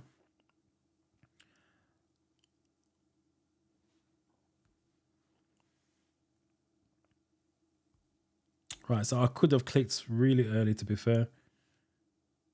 I could have clicked there. But as I said, as long as you're racking up the points, average 3 or more, at this point, I'm still in the game. I don't need 4s and 5s if I'm getting 3. But obviously, if I've got a 2 or a 1 or a 0, I'm going to need a few 4 or 5s to bring the average up. So again, let me just see if you guys have got any comments in here.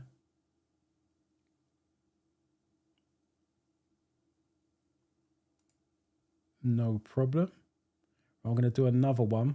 So I'm assuming that you guys are understanding because I don't see any comments coming back to explain anything else. So let me do another one. I'm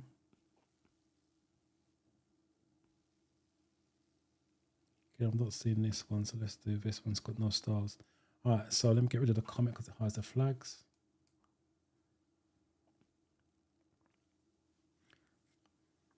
Right, the sign to my left tells me the left lane is going to be closed off. So the bike is in the left-hand lane. So there's clues there. So the bike is still in the left-hand lane. So that's probably going to be the problem. I've got another sign to remind him it's going to be closed off. I'm going to click on this one. He's indicating as well. He's now moving. And he's caused the car to slow. Let me click on that as well because he slowed down. So he caused the car to slow down, hence why I'm clicking again for the car. But again, keep going because you don't know if it's going to be your double hazard.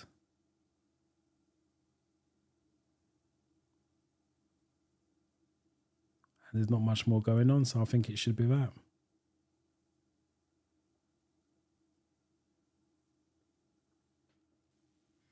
Four out of 5. So hopefully you guys can see that. And always review it back, so just speed it up.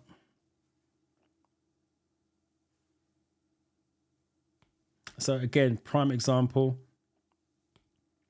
First click, too early. So I clicked for the sign because obviously it's the second sign that I saw in the video. So I've clicked on it, but remember, it's not about me seeing it. It's about me getting a score. So there's my second click, which landed in the 4, I believe. And then I went again because the bike started to shift. So there's the bike shifting. Let me just do it again so you guys can see it. He's shifting, and there's my 2 clicks. But I got the highest score possible, which was a 4. Again, I repeat, I've done it twice now, out of 3 videos I think I've done where I'll click too early, but because I go for a 2-click method, it doesn't matter to me. But if you're doing 1 click, you stand the risk of getting zeros, and that's the worst possible score you can get, because like I said, if you get in the 0, your average is now dropped drastically. You need to be getting 1s and 2s. That way you can still get away with a few 4s, a few 5s. But if you're getting quite a few 0s, you need a lot of 5s, a lot of 4s, and you need a good score on your double, i.e. at 9 and maybe even a 10 to bring the average back up. So hopefully that made sense to you guys.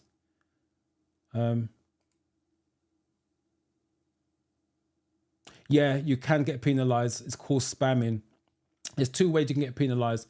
If you click too many times, so too many flags for a video, if that makes sense. Let me try to explain this, because some of you are still saying, how many clicks are you allowed on the videos? Every video is different. So if one video has 5 hazards on there, for example, and you got 20 clicks, it kind of tallies. If one video has 1 problem and you got 20 clicks, it doesn't tally. Where's the other 18 clicks come from? So you've got to be careful. But I always say to my students, if you click on problems that exist, then you haven't got a problem, as long as you're not spamming that problem. But if you're clicking on things that don't exist, there's nothing there to hit, there's nothing there to cause you to slow down, yeah, your clicks are going to add up to too many times. But I will also add, when you're at home, you're practicing. So there's nothing wrong with clicking too many times. Review it back and then tailor your clicks. Remember, some of you guys are practicing to pass all the time. You're practicing to learn from mistakes. You learn from mistakes. If you're doing 50-question mock tests and you're getting 50 out of 50 all the time, you're learning nothing. Yeah, all you're doing is you're learning that you're passing it. When you go for the real test, overconfidence, you think you know it all, and then questions come up that you don't have a clue about because you haven't learned from mistakes. So there's nothing wrong with making mistakes at home. That's what learning is about. So if you fail a mock test, it's not the end of the world. Learn why you failed it. If you're not getting the scores on a hazard perception, review it back. Learn why you clicked too late, why you clicked too early. And that knowledge will set you up nicely for the day of the theory test because you've learned from mistakes. Mistakes are allowed. It's not a problem. Just in case, this is another example that I use in the classroom as well, especially for a driving test. I'll tell you what, let me see if you guys know. Rather than me give the answer, just type it in the chat. How many minor faults are you allowed on a driving test in total? So how many minor faults are you allowed on the driving test in total? So no S's, no D, just how many minors and still pass. So let me see if you guys know in the chat.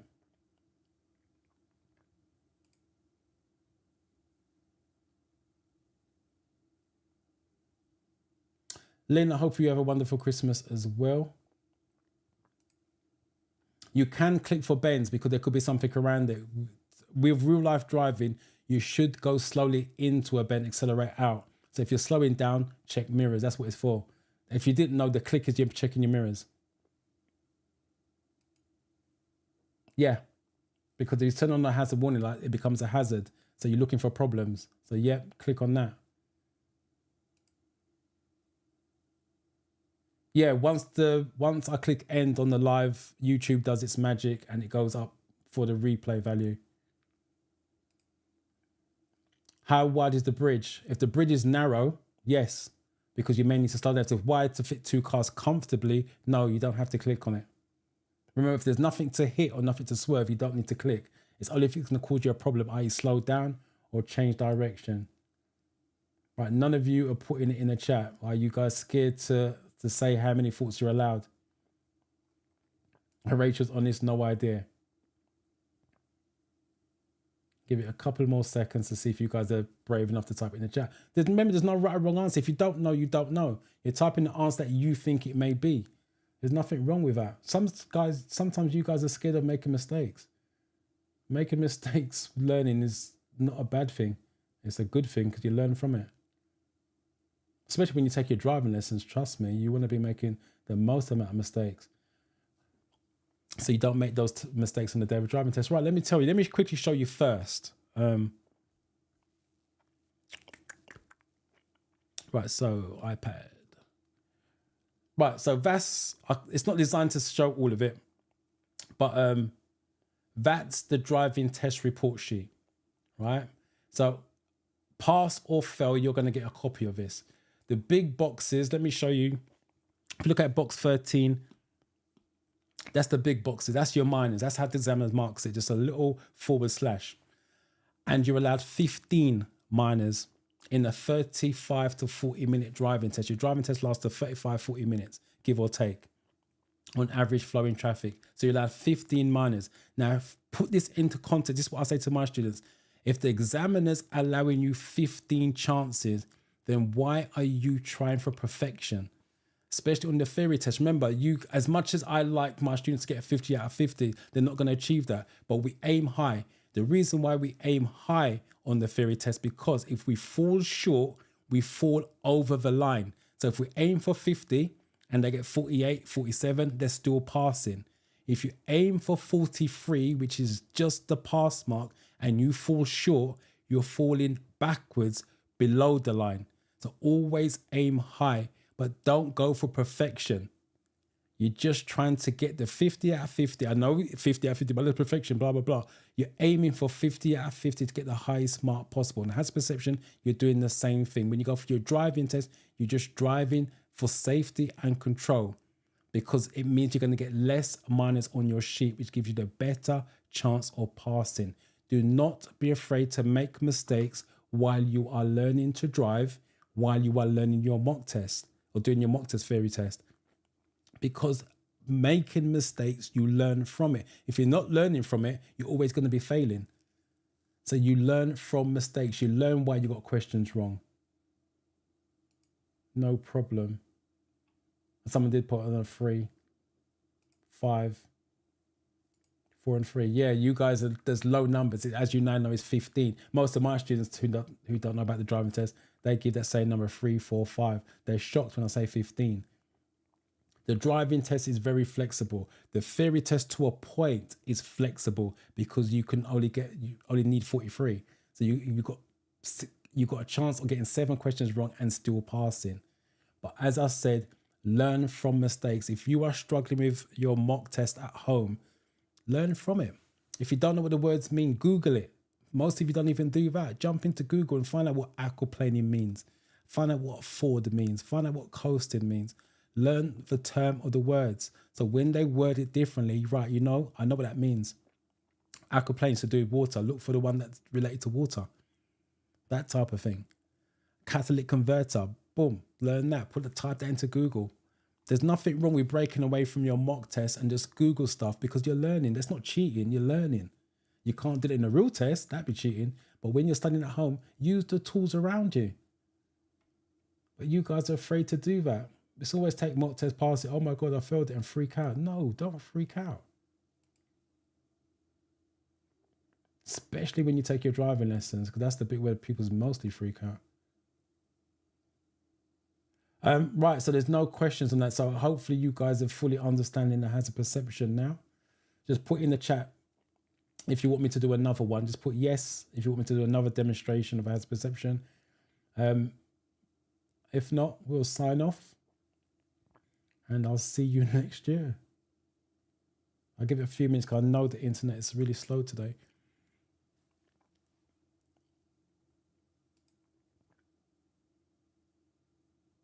Vermal, well done to you for passing today.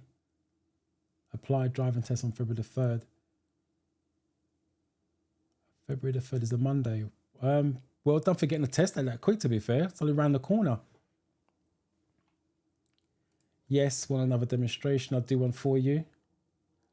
Vermal, congrats on passing. That's brilliant.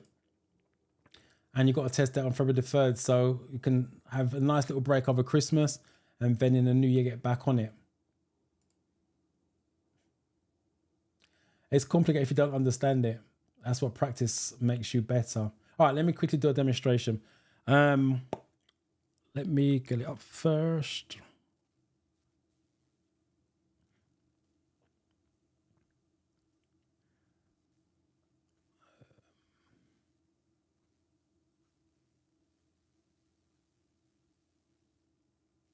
This one I haven't seen before, so let me get the screen up.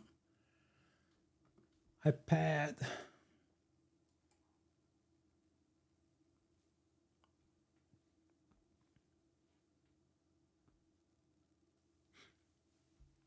Right, so look into the bend, because someone asked me, do you click on the bend? I can see around the bend, so I don't need to click. I know there's nothing there. So I'm looking where the white van is. That's how far down the road you want to be looking. There's nothing coming at this precise moment. Pedestrian on the side, so I'm just going to click on that, even though they're not bothering me, to be fair. Cars parked up near the junction. Cars coming. Going to signal for that. Signal. Click again. So that's the one that's caused me to slow down, because he came onto my side of the road. Remember, always keep looking out for further hazard just in case it's a double. Road's wide enough for both of us. Don't need to click. He's crossing the road, but he's gone, so I don't need to click. You're looking in the distance. 4 out of 5. So let me just show you score. 4 out of 5. Review. Speed up a little bit. So I clicked for that pedestrian. To be honest, I didn't need to, because they're not looking to cross the road. If they was looking over their shoulder, that would suggest they're looking to cross the road. But I did.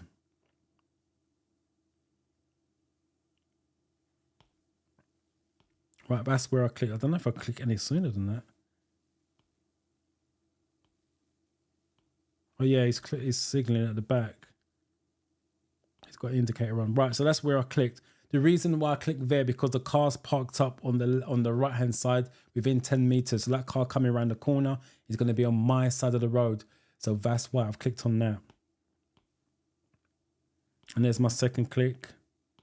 And I think I went again as just to make sure. Remember, I'm going for clicks to make sure I get a score, because this is what I tell my students. If you look at the flags, I'm not what I call trigger happy. There's not red flags right across the whole screen. I'm literally clicking on things that exist. So there's no chance of me getting kicked out for clicking too many times. But my key aim is to make sure I get a score regardless. And there you have it. So hopefully that makes sense. But like I said to you guys, practice makes you better. So don't be afraid to do that. No problem. Kenny, Merry Christmas to you. Just did that.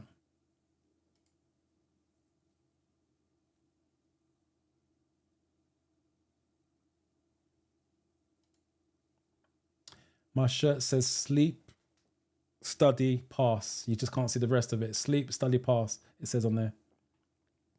Real authentic. Merry Christmas to you. And I'll see you in the new year. Don't cook too much. Hopefully you get a break from the kitchen. And for Mal, congratulations to you again. And a Merry Christmas to you and a Happy New Year. To all of you guys, I just want to say let me just put this away. I just want to say a big thank you first and foremost for supporting the channel, making it grow, especially while I was in hospital I was off, not doing videos or lives for 3 months. And the channel actually grew and grew in those 3 months. I appreciate you guys watching, subscribing, and actually sharing the content. Without you, the channel wouldn't be nothing. And without you, I wouldn't do the content, because if you guys didn't come to the lives, let me know how you're getting on, pass or fail. I wouldn't be inspired to keep doing videos and the lives. As I said, next year, I'm back on the Sunday, the 5th, due to work commitments now during the week. But because I love the lives, I am doing it on my time off, on the Sunday, my weekend time, because I love the lives. And I want to help as many of you as possible in 2025. So hopefully, the last things I got to say is have a good Christmas and a safe and happy new year to all of you and your families as well. And thank you once again for supporting the channel. And I shall catch you in a new year. So take care, guys. Have a good, safe Christmas.